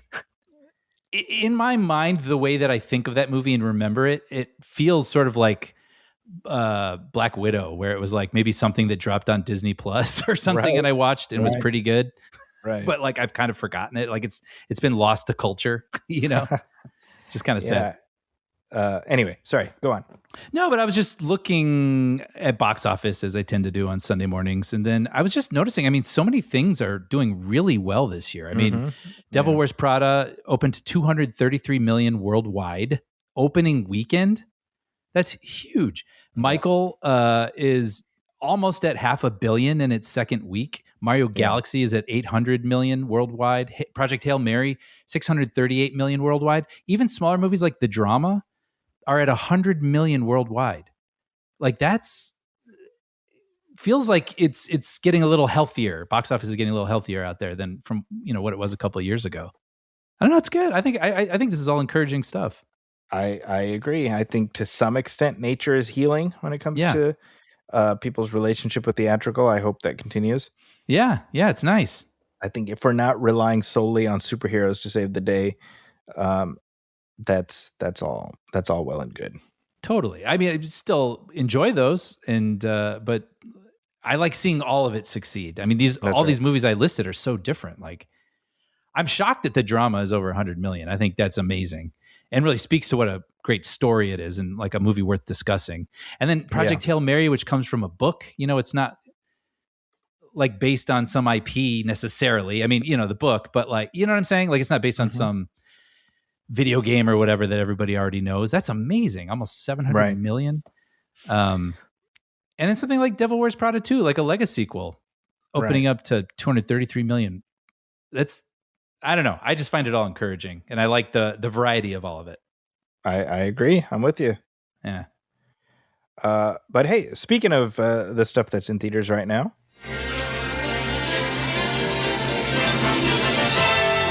And now we're pleased to bring you our feature presentation. And we are back. And you know who else is back, Brian? Who's that, Zachy? Why, it's Miranda Priestley and Andy Sachs. Together again. Together again after 20 long years. A desert without the Devil Wears Prada. Wow, you put it that way. 20 years. 20 years, that's nuts. That, like, to me, I think of, like, speaking of Star Wars, when the re-release of Star Wars for the special editions. Yeah. That was 20 years. So that's how long, Wow. Anyway, you saw this? You just got out of the theater? Actually, yeah, through some editing magic, I saw this. I walked out about like 30 minutes ago. So well, I have not seen it. And so rather than attempt to bullshit my way through a review with you, I thought, you should talk to my wife, Amina, because she just saw it last night and she's a big fan of the first one. I thought you guys could have a good conversation. I'd love it. All right. Here's Amina. Okay, Amina, welcome to the Movie Film Podcast. Do you remember the last time you were on the podcast? It's been a while. We were talking about Superman, I think. That's right. I think Zachy, he needed to take a restroom break, but we were doing a commentary, so we couldn't pause. And then he had you fill in. That was so funny. That was really funny. Yeah. So, okay, you watched The Devil Wears Prada 2 last night. I guess to begin, tell me about The Devil Wears Prada 1. So, Are you a fan of that movie? Have you been a fan of that? I was a fan. I'm a fan. I'm a big fan still, actually. So, when I heard that they were going to be bringing these characters back, I was really excited, actually. But of course, I was wondering, how are they going to pull that off? Like, how are they going to bring these people back? Right? Because she left, and just walked away from that world. So, so I was curious. I was like, okay, let me see what they have. Let's see how they do this. So then, what did you think? I liked it. It worked for me, actually. I was surprised. I was like, just seeing them back on screen. Seeing those core characters again, Andy, Emily, Miranda, they're iconic characters, and Meryl Streep is just amazing. She steals every scene. So she's just as witty and devastating as she ever was. She is. There's that tension. That tension is still there. It is scary. I'm like, I would never want to work for her ever. So, no, she's still scary to me. Yeah. Well, so I guess we can, without getting into spoilers, we can talk about sort of how they bring everybody back together. Yeah. Which, like you were saying, Andy, Anne Hathaway's character, like you said, she kind of walks away from that runway magazine world Mm-hmm. at the end of the first movie, and now she is a journalist. Yeah. Right. And she works at some publication. I don't remember what it was, but basically her and the other journalists are fired immediately Mm-hmm. right at the beginning. And she's without work and she needs, to find She needs something. the money. Yeah. Yeah. And needs it. she wants to write things that have like integrity, right? Like she's Right. really about like journalism. Mm-hmm. Going on at the same time, basically Miranda Priestley is going through a scandal, right? Right. Where So like, they're bringing in like relevant topics. They're bringing in like fast fashion. They're bringing in how print is declining. How journalism is kind of evolving, how fashion is evolving, and how these changes are kind of affecting these people. yeah. And if I remember this correctly, because I had just watched this like 2 hours ago, but Okay. the company that owns Runway Magazine basically was doing some nefarious stuff, right? And that was like trickling down, and Priestley and her magazine were sort of getting sucked They were into getting that the heat. controversy.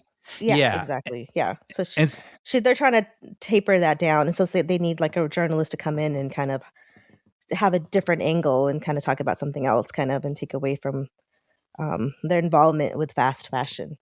right, do in sort of like a clever mea culpa, right? Where it's like we acknowledge this, but Right.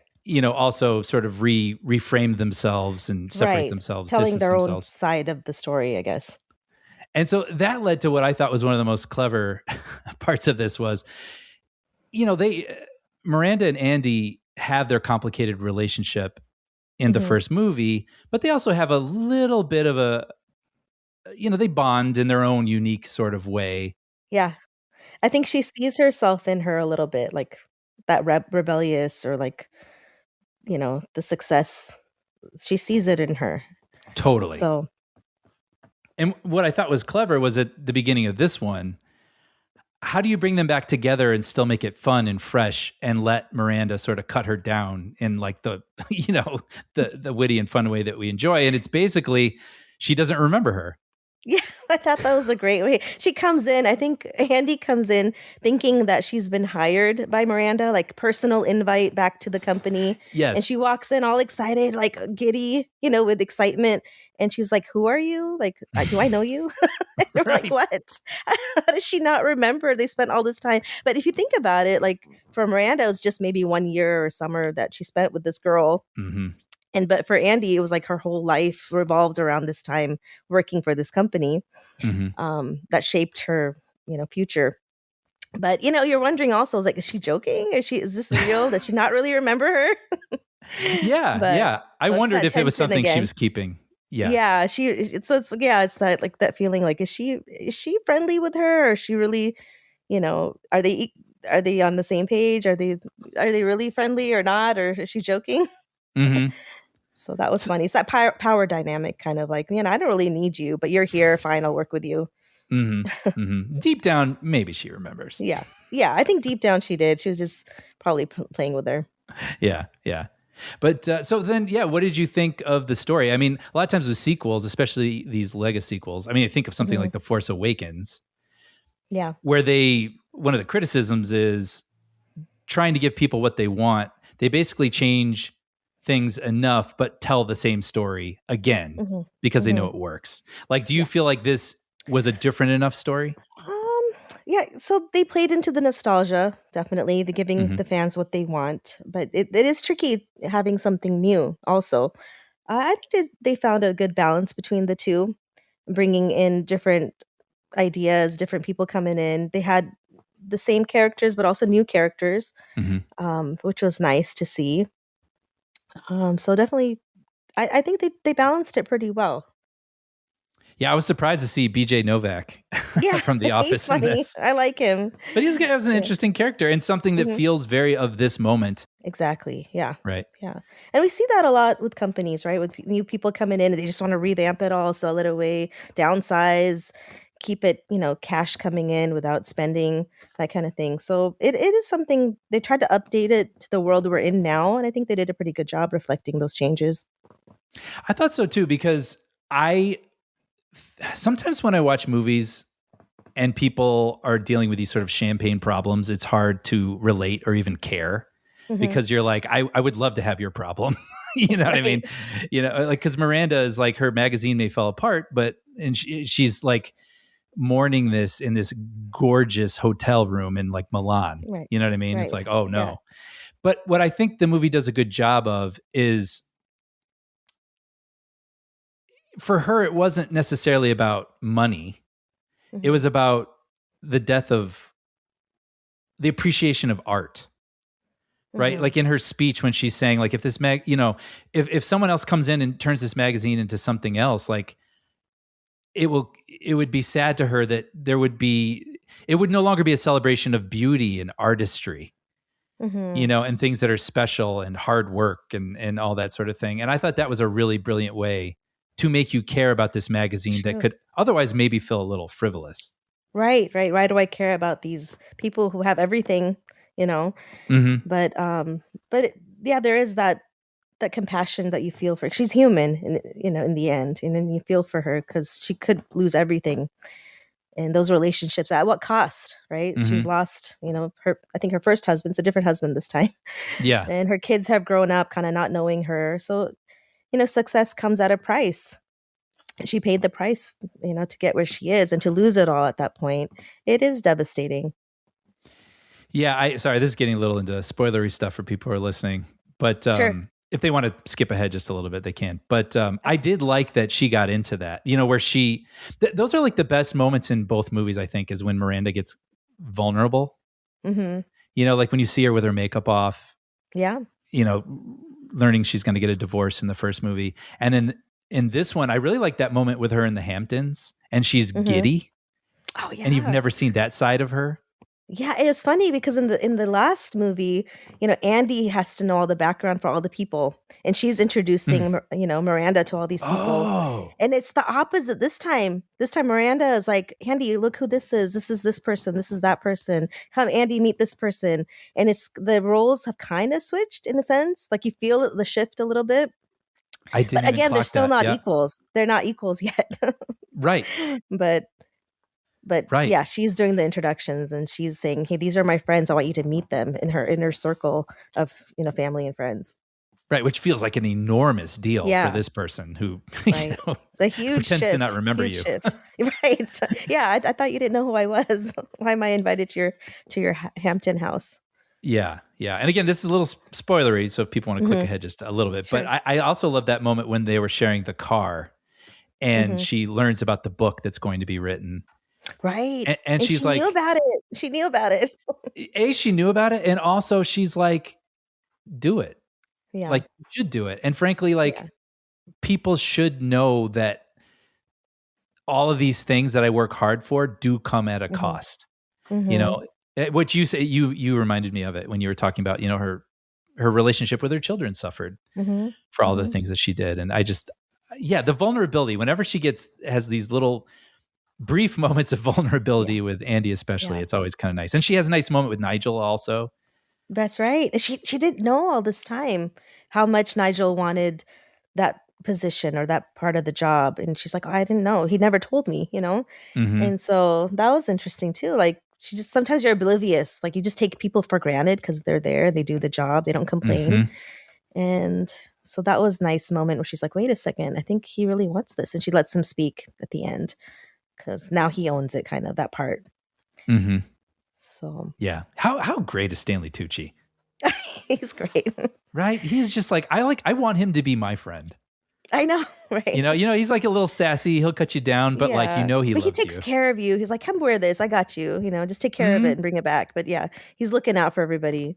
Yeah, and he doesn't ask. He doesn't ask. That's the thing. That's why I think she didn't know, because he never complained about it. By the way, you brought up Miranda's new husband or boyfriend or whatever he is, and it's Kenneth Branagh. I know. He's an icon himself. Yeah. Well, yeah, and it's not a very big role, but what made me laugh was he had the beard and everything, and it reminded me of exactly how he looked when he was that villain in the movie Tenet. Oh, see, I haven't seen Tenet. It's like he's been telling me to see it. Okay. So I was like, I'd love to think, because we're not seeing a lot of screen time with him, when Miranda's off doing her things, he's off on the boat fighting some sort of time war. in reverse, having the 10 A adventures. multiverse? We're doing like a multiverse. Yeah, basically time folding in on itself, kind of war. Yeah. Nice. Anyway, that made me laugh. He was great in it though. I'm like, he was a nice little like big name, but not a big character really. But he was nice to her and he appreciated her, I think which was nice. That was nice to see. Mm-hmm. Yeah. Mm-hmm. Yeah. Also, well, speaking of, what did you think of Andy's love interest? I liked him. I mean, he was nice. We're like, okay, I didn't want it to be the same exact story that was last time where she's ignoring him and he's like, you don't give me enough time. He's like, okay, you do your thing when you're ready, you know. That was kind of sweet. It's like they didn't have the perfect start. I like what she said. She's like, we didn't have the perfect start or the perfect ending, but we can kind of be imperfect together, which I thought was kind of sweet. You know, I had seen some people like online, and then when my friends and I walked out, my friends were saying that he felt a little pointless. Yeah, I could see that. I could see that. But she needed something because, like, again, we're talking 20 years later where you kind of expect the character to kind of be a little bit, you know, settled or maybe have a relationship with somebody. So she didn't really have that all these years, or they didn't really talk about it. You know, with Emily's character, has kids, she's divorced, she's kind of moved on, but we didn't really see that with Andy's character. So I think they were trying to show like, hey, you know, she's still, you know, out there trying to find the right person.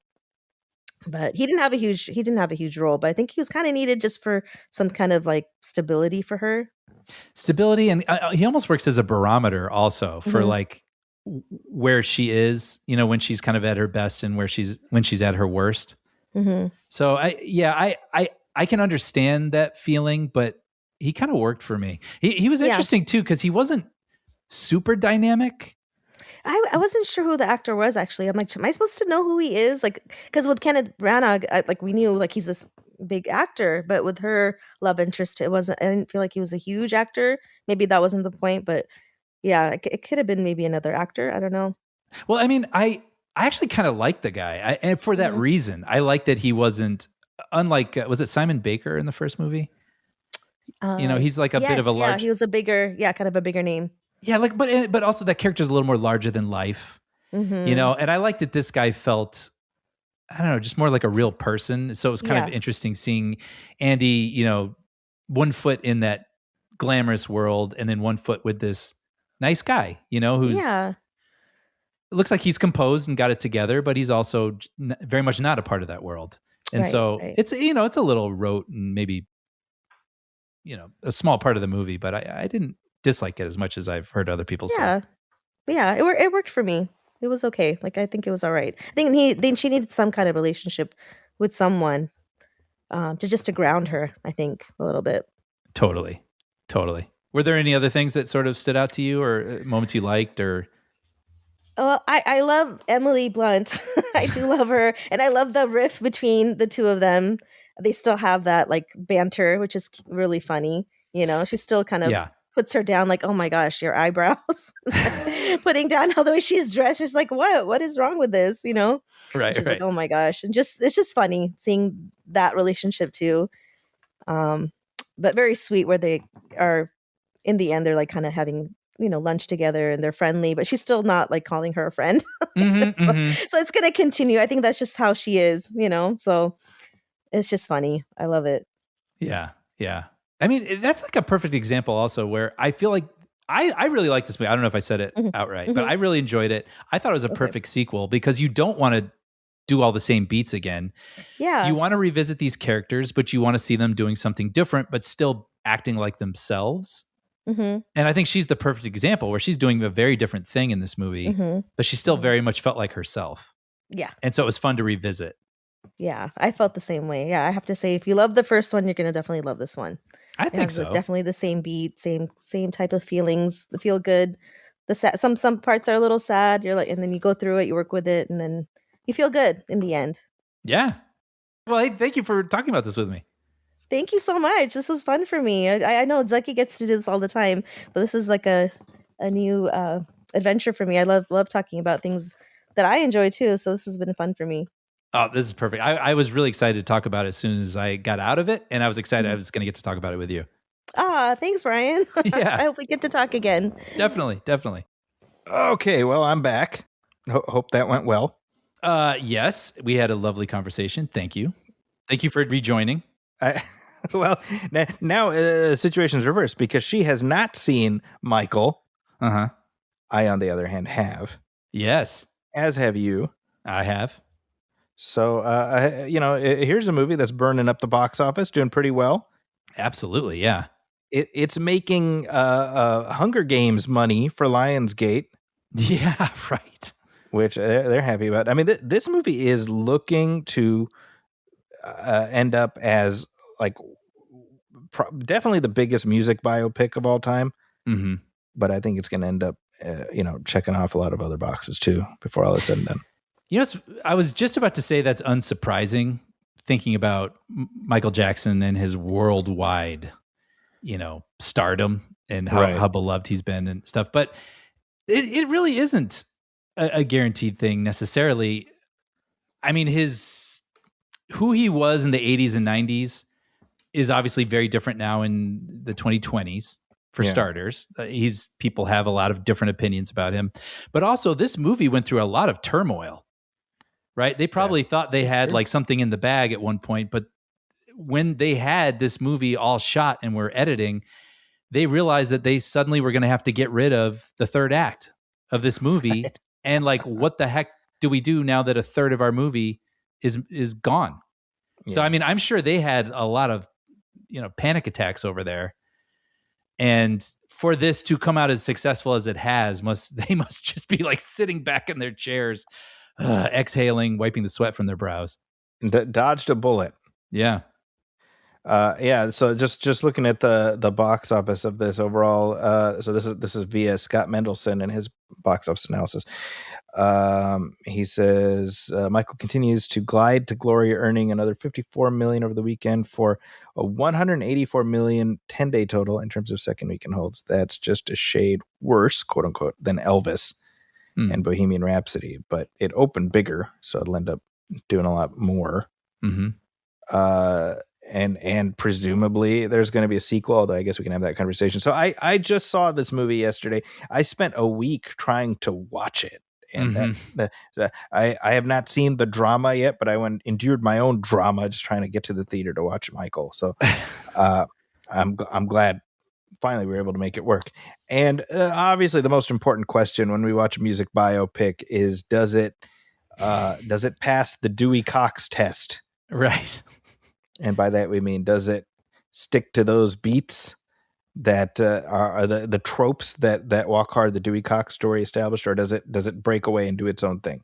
Mm-hmm. And it does not break away and do its own thing. No, it very sticks much not. Very, very strenuously to the Dewey Cox template, up to and including Dewey Cox has to remember his whole life before he performs. Yep. I was like, really? We doing this? Yep. Now, I said either in our Dewey Cox commentary or at some other point, I was like, I know is going to be a toe tapper of a movie. Mm-hmm. And like, I was sitting there watching this thing and I had my feet up on the, how you recline. Mm-hmm. And unconsciously, I glanced down at my feet and they're like tapping against each other. Zachy, I'll bring it up now because you did. But there was a moment where I was literally shimmying in my seat. And I got self-conscious and I looked over and the guy next to me was doing the same thing. And then I looked down the aisle because everyone had their recliner seats up. Every foot was moving. Every foot. And I actually wanted to take a video because it was so funny. That's but funny. Like, did they succeed in making everybody enjoy like Michael Jackson's music again and feel it all over again? Absolutely. Now, insofar as did they make a movie yes, that is compelling? Yes. In my opinion, they did not. Yeah. I think it's so tropey. Yeah. And it's so like hopscotches over these chunks of time that I couldn't find my way into any of the emotional moments. And there's a couple reasons, actually. Partly, I think that obviously the whole legal business about like there's okay. So step backward. I happened to glance at the Rotten Tomatoes number, and I saw that the critic appraisal is not great. And there are Michael Jackson fans on the internet who I would say are a little aggressive. Mm-hmm. Mm-hmm. And their whole contention is that that he's just a sanctified person, right? Uh-huh. Uh-huh. And I'm like, well, nobody's that. Yes. And I'm not even saying that. I'm not coming at it from the perspective of the things he was accused of. Mm-hmm. Right.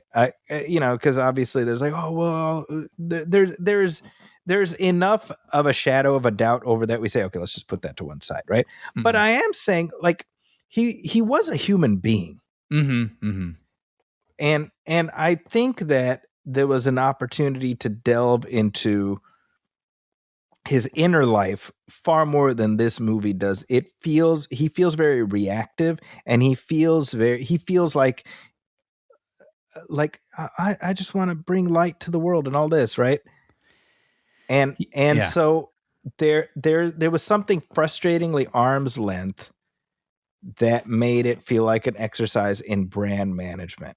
100%. Right. And it's funny because there's one scene, we'll talk more about various other things, but there's one scene where it's where Michael's meeting with his attorneys, and they got all these guys, they're all sitting at the long table, like, well, Mr. Jackson, we think we should do this. And, well, maybe you can do this. All these. And then one guy, here's what I think you should do. And everybody kind of glances over, and there's Miles Teller, you're going to be the greatest, or whatever he says. He's like Tony Danza. Yeah. And then he's the guy who, he separates Michael from his father, which, holy shit, we need to talk about Coleman Domingo's performance in a second. There's so much to talk about with this movie. Yeah. But I was like, what a weirdly prominent role to give this random guy. And it turns out he's a producer on the movie. Yep. I was like, holy shit. Okay. Yep. Made himself one of the four most important people in this decade spanning story. I know. So now that said, I want to say Jafar Jackson, who plays Michael, there are times, and I don't mean this as an insult, there are times he looks like a deep fake of Michael Jackson. Yeah. It's interesting when he first shows up and he does the voice, I just want to make, good music. Like, our entire lives, Michael Jackson has been parodied. Yeah, that's right. You know what I mean? Like the Tonight Show, the Las Vegas, whatever, Saturday Night Live. Mm-hmm. We've seen his look parodied and his voice certainly parodied. So this guy has a lot working against him, trying to come up with a take on Michael Jackson and not having us instinctively snicker. That's right. Right. And so there was a moment where he kind of did the voice, and I was like, oh, I don't know if I can lose myself to that. Yeah. But to his credit, I did. I agree. Yeah. I agree. I think he's good. However, I have seen people say this is a star-making turn from Jafar Jackson. And to that I say, well, is it though? He is an excellent Michael Jackson impersonator. That's my point, right? I'm like, what other roles? Like, he could go on tour playing Michael Jackson. Yeah, and by the way, I feel immediately I want to say that I don't know, because I don't feel like I've seen him do anything else. Like, not a lot of people could do what he did in this movie. He does it really, really well. Does that mean he star making? I don't know. Does that mean he could play a lot of other people? No, right? So the hyperbole gets a little much. Okay, yeah. But that's going to what you were saying. I mean, yeah, the fandom online has been pretty intense with this movie. It's a lot. It's a lot. And this is not something I've engaged with directly. This is just purely observational from, our friend Paul Shirey wrote a review, which I read as mostly mixed. Mm-hmm.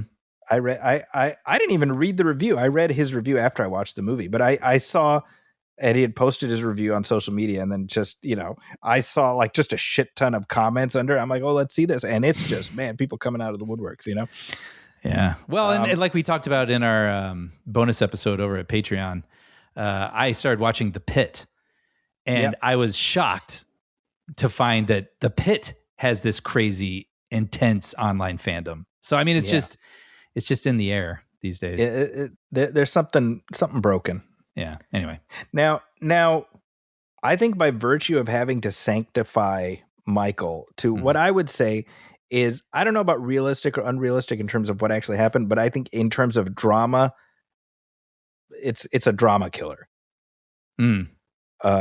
Because he's so good instead of being complicated. Does that make sense? You know, it's a perfect moment that like sums that up for me is when he gets Bubbles, the chimp. I was about to bring this up. Okay, go ahead. Well, so he's basically, he rescues Bubbles and he's brought to his mansion where the whole family lives.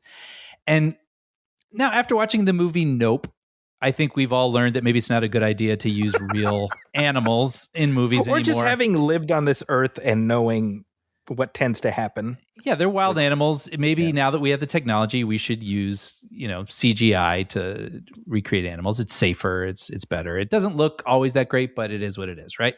So I wasn't surprised that Bubbles was a CGI creation. Yeah. However, when Bubbles meets Michael, he basically looks into Michael's eyes and smiles. Yeah. As if he's some sort of like Disney, like Snow White, animal of the woods. I expected Andy Serkis's voice to come out and say, "Bubbles is home." Yes. Well, I mean, it's like he almost looks at him like he's like Jesus or something. Like in a movie where you'd see someone looking like an animal looking at Jesus, and then they smile because they know that's their creator, or something. Like it's like this weird. I was like, that's odd. Like they're really trying to like deify. Well, and so let me add to that. See, this gets to something, right? Like, let's put all of the accusations to one side. Yeah. What we can say is that Michael was, and not necessarily through any fault of his own, he was kind of an odd guy, right? And things like, I want a llama, I want a chimpanzee. I'm sorry, but that's a little odd, right? Yeah. And so to me, fundamentally, there's your, like, the movie sort of broadly acknowledges this idea that he didn't feel like he had a childhood, right? But I'm like, well, what does, like, look at how that manifests. Like, that's interesting to me, and I want more of that. He's the biggest star in the world. He can have whatever he wants. And what does he do? He goes to a toy store, right? And I'm not saying we be like, look at this weirdo. No, I'm saying let's dig get in. into that. Yes, let's get into that, right? And instead, it's kind of, we got Coleman Domingo just hamming it up as just the worst piece of shit father on earth. Having I had fun. problems He is with that so, too, actually. He's very watchable. I will say that. For sure. I mean, but I just have so much I want to say. But yeah. Sorry. Coleman Domingo is one step away from no wire hangers. He's doing that. You know what's interesting? I actually just look. I mean, I only know things I've read and past things I've watched, like the Jackson 5, the American Dream. I think it was, or the Jacksons. Yeah. The Jackson American Dream. I've learned, what a monster Joe Jackson was. That's right. Right. And so in this movie, there's a scene where he uses his belt on young Michael, and I almost started crying. It was so upsetting. Yeah. Like that little actor playing young Michael is great. Incredible. Yeah. But that's kind of as far as it goes with him. And, he says things about Michael's nose, which we know happened. But other than that, he comes across mostly as like stern. And I was like, that's interesting because this is being produced by the family, and it almost feels like they're like polishing him up a little bit too. Like, yeah, he did some things that we don't agree with, but like he kept it all together. Like he made it happen. Like that was how I took it. Because, well, I mean, don't get me wrong. I'm not saying what I didn't see was disturbing, but like we know that he relentlessly bullied Michael and made fun of his acne, made fun of his nose, to the point that when Michael Jackson died and was on like a slab in a coroner's office, he had a hole in his face, no nose, because of that friggin' monster of a father. Yeah. Right. And I thought, if you really did a movie that like got into it, I think he would have been even worse. I think it gets to like, what's the threshold for how much of this do people want to? You know what? And I agree with that. I agree with that because I don't think people want to see that. They want to bop when they start playing Thriller. That's the problem, right? Yeah. And so there is that complexity of Joe Jackson's a piece of shit. Mm-hmm. We don't get Michael Jackson without Joe Jackson. Yes. And that's an uncomfortable truth. Yeah. Right? Yeah. And obviously the movie's not going to want to deal with that. Right. Yeah. But again, it like there is a legitimate horror movie jump scare scene. Yes. Where Michael is at the fridge. He opens the fridge door. Yeah. And then he closes it and there's Joe Jackson standing there. Yeah. Right. So he's like the ghost face of this movie, you know? That's right. Right. There's a scene, by the way, where it's Joe Jackson and played by Coleman Domingo, and he's sitting with Don King, who I don't know who plays him. Who plays him? I don't know, but he's very good. That felt like a Key and Peele sketch. That was sure, yeah. I mean, well, Don King feels like a cartoon character. It was Dion Cole. I knew he looked familiar. It was Dion Cole. Oh, wow. I didn't know. I knew he looked familiar. That's funny. Right. But it's literally like they're like lighting their cigars like, here, we're going to, you know, I mean, it's so like comically, you know, it's so broad. Oh, absolutely. Yeah. You know, we're going to go on this tour and make sure Michael's going to be there too. Puff, puff, you know. Yeah. Can you guarantee it, Joe? Because if you don't, you know, there'll be a price to pay. Yeah. But, you know, it's funny. I was telling people, I feel like this movie is less deep than a Wikipedia article. You know what I mean? Like, usually that's the thing where you're like, oh, it's like they filmed a Wikipedia article. This has less like insight than a Wikipedia article. And like, one of my favorite, maybe this is a spoiler. I'll say this. The scenes aren't very long and they're not very deep. They're just connective tissue to the next musical number. And those are all freaking great. And they're great. And they're full length. You know what I mean? Yeah. And I've been telling people, like, if I have a review for this movie, it would have to have a title called A Tale of Two Brians. Because is this a good biography of an incredibly complex superstar, like a once in a century superstar, and like a little bit of digging into who he was and why? Not even remotely. Right. Did I enjoy every performance and find myself moving in my chair? And if someone asked me, do you want to see it again? I'd say yes. Right. Because I enjoyed myself. So it's such a strange movie in a way, right? Well, so here's where I'm at, right? Because I think the most apt comp is Bohemian Rhapsody for me. Yeah. Which and apparently one of the same producers, right? Involved. Yeah. And Mike Myers is in both. Mike Myers is in both. Although, remember? I know he's in Bohemian. Who is he in this? He's the guy who Miles Teller is like, you got to get Michael on MTV or we walk. Or no, he's like, or we pull all the CBS catalog.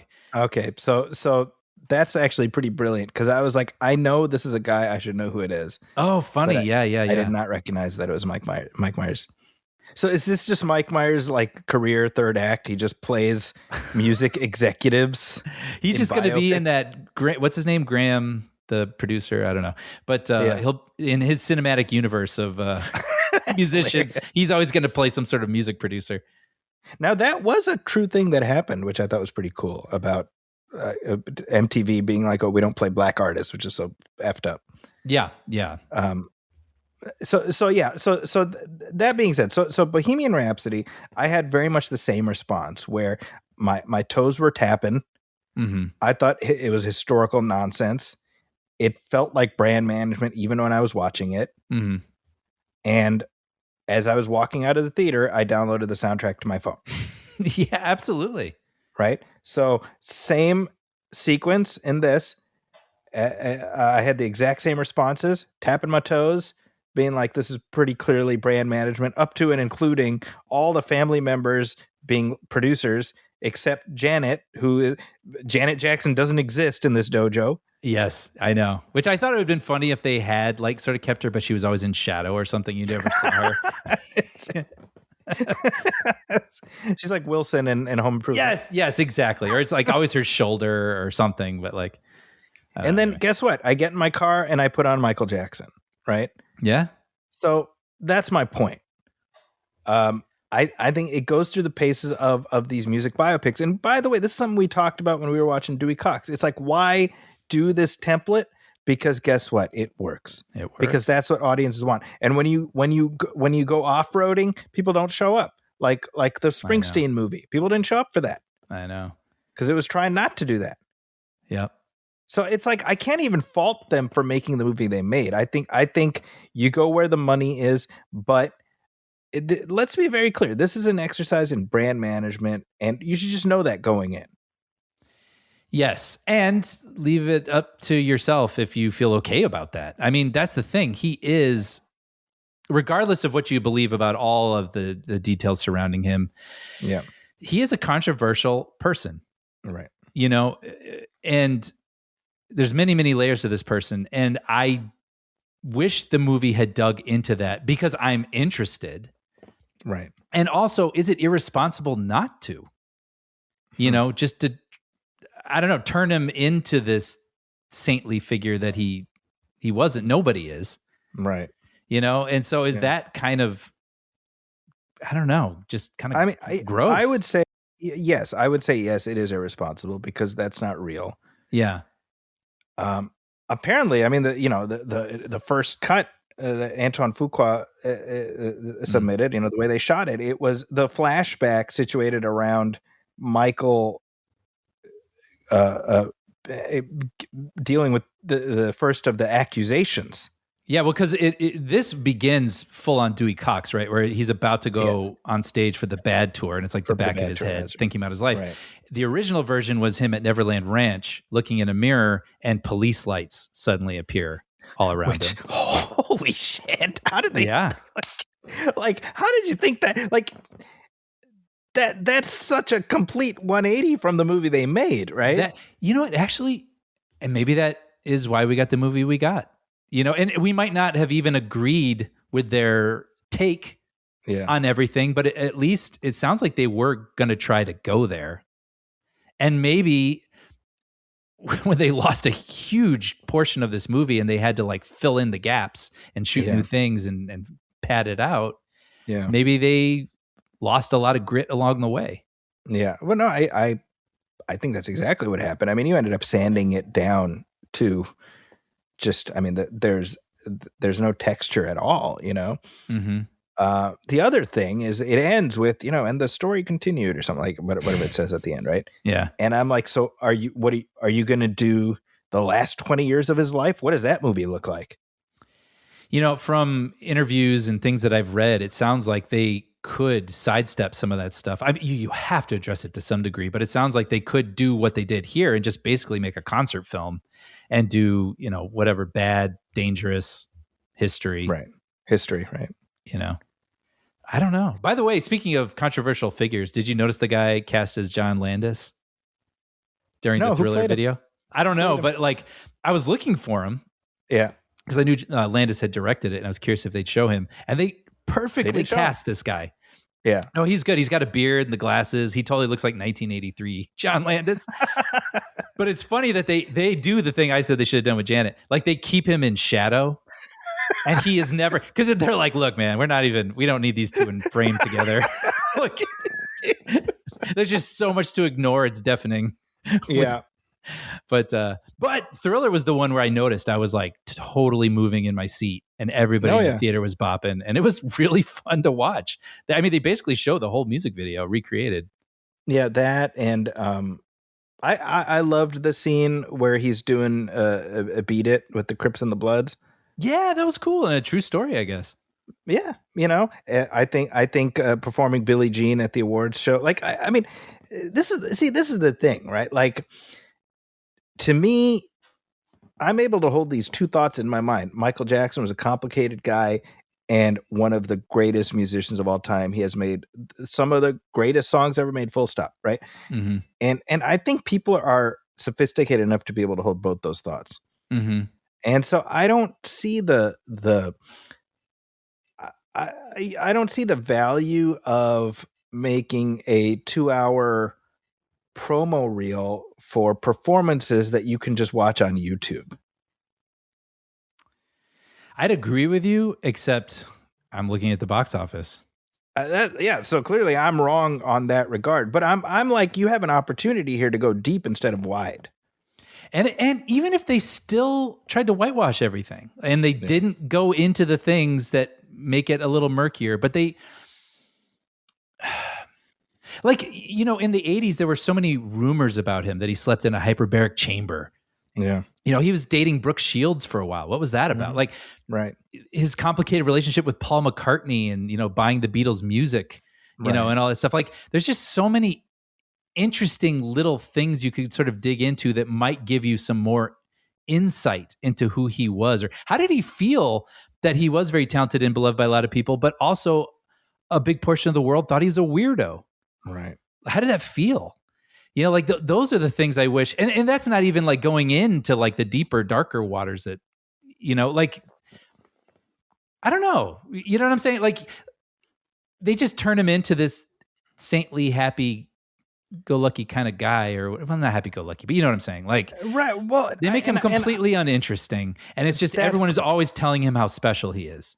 That's right. So I was thinking about how, like, you know, if you will, you know, the Dewey Cox tearing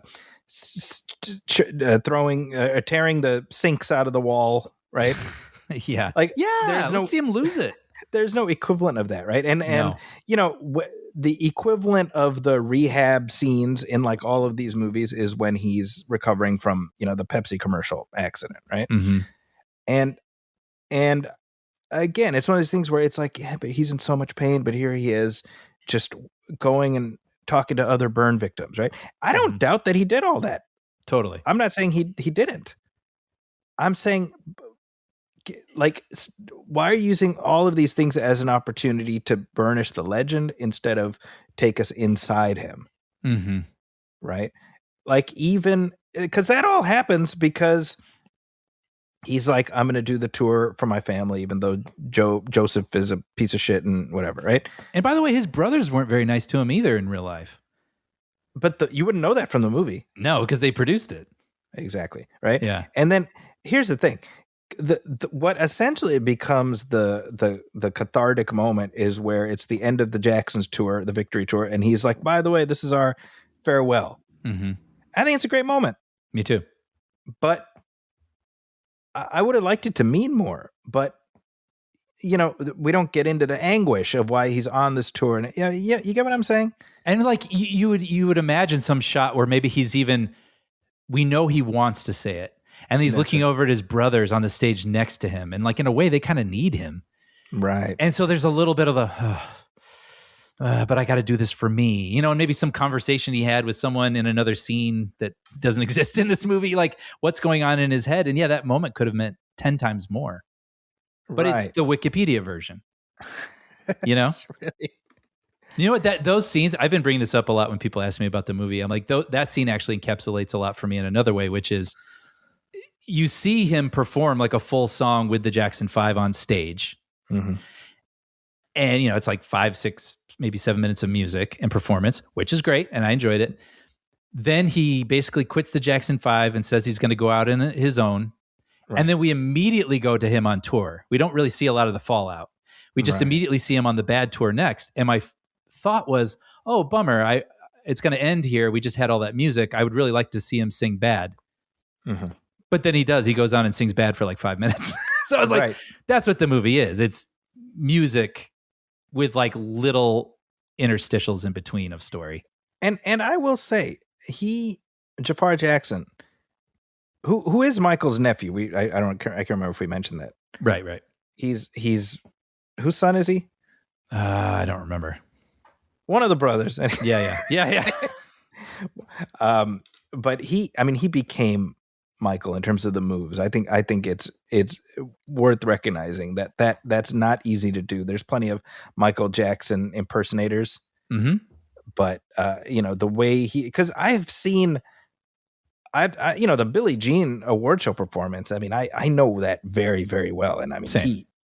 he just embodied it, and that's where he's Jermaine's son, by the way, just okay, for the sake of clarity. People like shouting it at their at their Jermaine himself. Jermaine's like, come on, man. Yeah, come on, guys. So look, it's a toe tapper. I think if that's what you expect going in, you're going to get it. And clearly that's something audiences like. And I want to look, I think it's good to have a movie like that. It's good to have a movie. People show up, they're bopping their head. You know what? Good. Yeah. I don't think it didn't do much more for me than that, but I would also say, I guess it didn't really need to, I'm kind of with you. I mean, like I said, Tale of Two Brians, like I really enjoyed watching this. And I would watch it again because I know I would have a good time listening to some great music. But I am very disappointed that we didn't get a better look at this really complicated, interesting guy. And I would say that about any figure, but he is so complicated and controversial that I wonder if it almost borders on irresponsibility. Yeah. So I have very complicated feelings about it, and I talk about it probably differently with different people. Knowing what they are looking for out of this. Yeah. And I would completely respect also, I mentioned it to two friends I was with last night, and they're still, just because they have complicated feelings about Jackson in the first place, they're still weighing whether or not they want to see it. Oh, interesting. Okay. Yeah. But they love his music. They're like, I kind of want to watch it, but I just, after watching Leaving Neverland, I wrestle with it. And I was like, I get it. I get it. So like, I think it's all up to you, Yeah. But, I did have an interesting experience watching this. I watched it at the Sherman Oaks Galleria. And when they show the Michael Jackson mansion, the Chiron, it doesn't just say Encino, California. It says Havenhurst, Encino, California. Okay. And I was like, wait, Havenhurst is the next major road over. Oh, wow. Yeah. So I put it into Waze, and it was 1.5 miles away. Amazing. Yeah. So I actually, after the movie, I drove over and I went to the gate and I saw the house. I was like, well, I'll be darned. I had no idea. It's just empty, I guess. There's like hedges and right, but it's just like time moves on, Oh, sure. Yeah, at one point there was giraffes and Bubbles the chimp walking around behind that gate. And just throngs of people. Yes, yeah, which they show in the movie, right? Yeah, all the people. One thing I will say real quick, Brian, is for as comically supervillain esque Coleman Domingo's performance was, as I said, I found him very watchable. But it definitely made me think, certainly as a parent, what do I owe my kids and what do they owe me? It really made me sit with that, Yeah. Because I'll be goddamn if I would ever do that to my kids, Yeah. And I kept like, what is the psychology that would make someone do that to their kids? And he, he's sitting there, he's like, look, if it wasn't for me, we'd still be a poor black family in Gary, Indiana, But, without getting into the economic aspect of it, I think your kids would like to play outside, like I think kids would like to be kids, Yeah. Yeah. And it's like, is it worth it? Joe Jackson outlived Michael by almost 10 years. Did he wrestle with that? Did he wrestle with the idea that his son died at least partly because of him? I don't know. In just a lot of the things that I felt about this movie, I wanted to be able to back it up and like make sure that I was remembering things that were actual facts. And I found this quote from Joe Jackson when he was interviewed by Louis Theroux and asked about if he beat him. Okay. And this is a quote from Joe Jackson. He said, "I never beat him. I whipped him with a switch and a belt. I never beat him. You beat someone with a stick." So there we go. There's a glimpse into the mind of Joe Jackson. Wow. So in those 10 years post Michael's death, did he think any differently? Yeah. I don't know. Yeah. I don't know. Doesn't look good. Like, it's like, wouldn't you rather have just had a healthy relationship with your kids?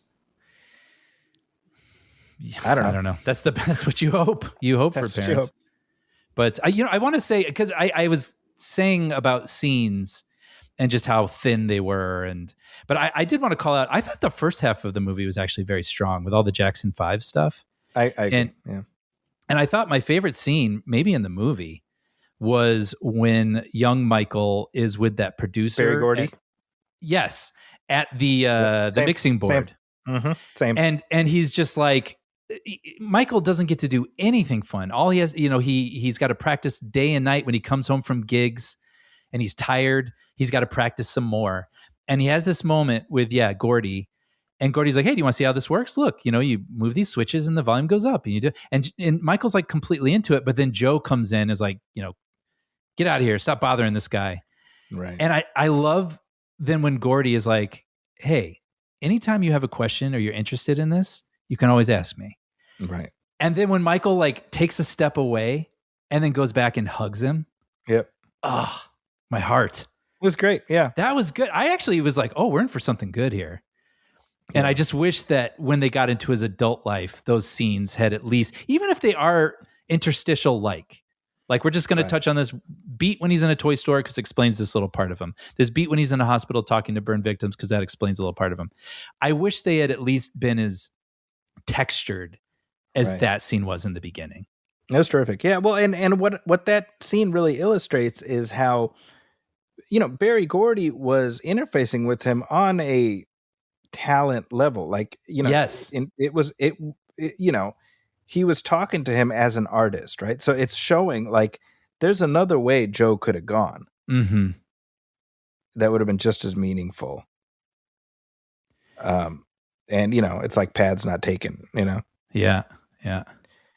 Oh, there we go. Hey, we had lots of thoughts, lots of complicated thoughts about a complicated dude. Yeah. This is great. I was really looking forward to talking about this with you. I think it is same. A movie that provokes a lot of discussion for sure. Well, let us know your thoughts. I'm sure y'all listening, you have some about the film and about what we had to say. So you can email us at moviefilmpodcast@gmail.com.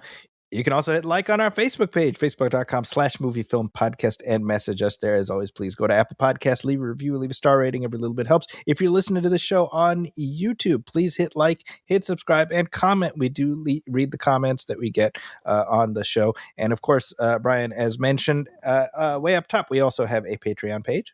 Yes, if you head over to patreon.com/moviefilmpodcast and hit subscribe for only $5 a month, you'll find every commentary we've ever done, every episode moving forward, absolutely ad-free.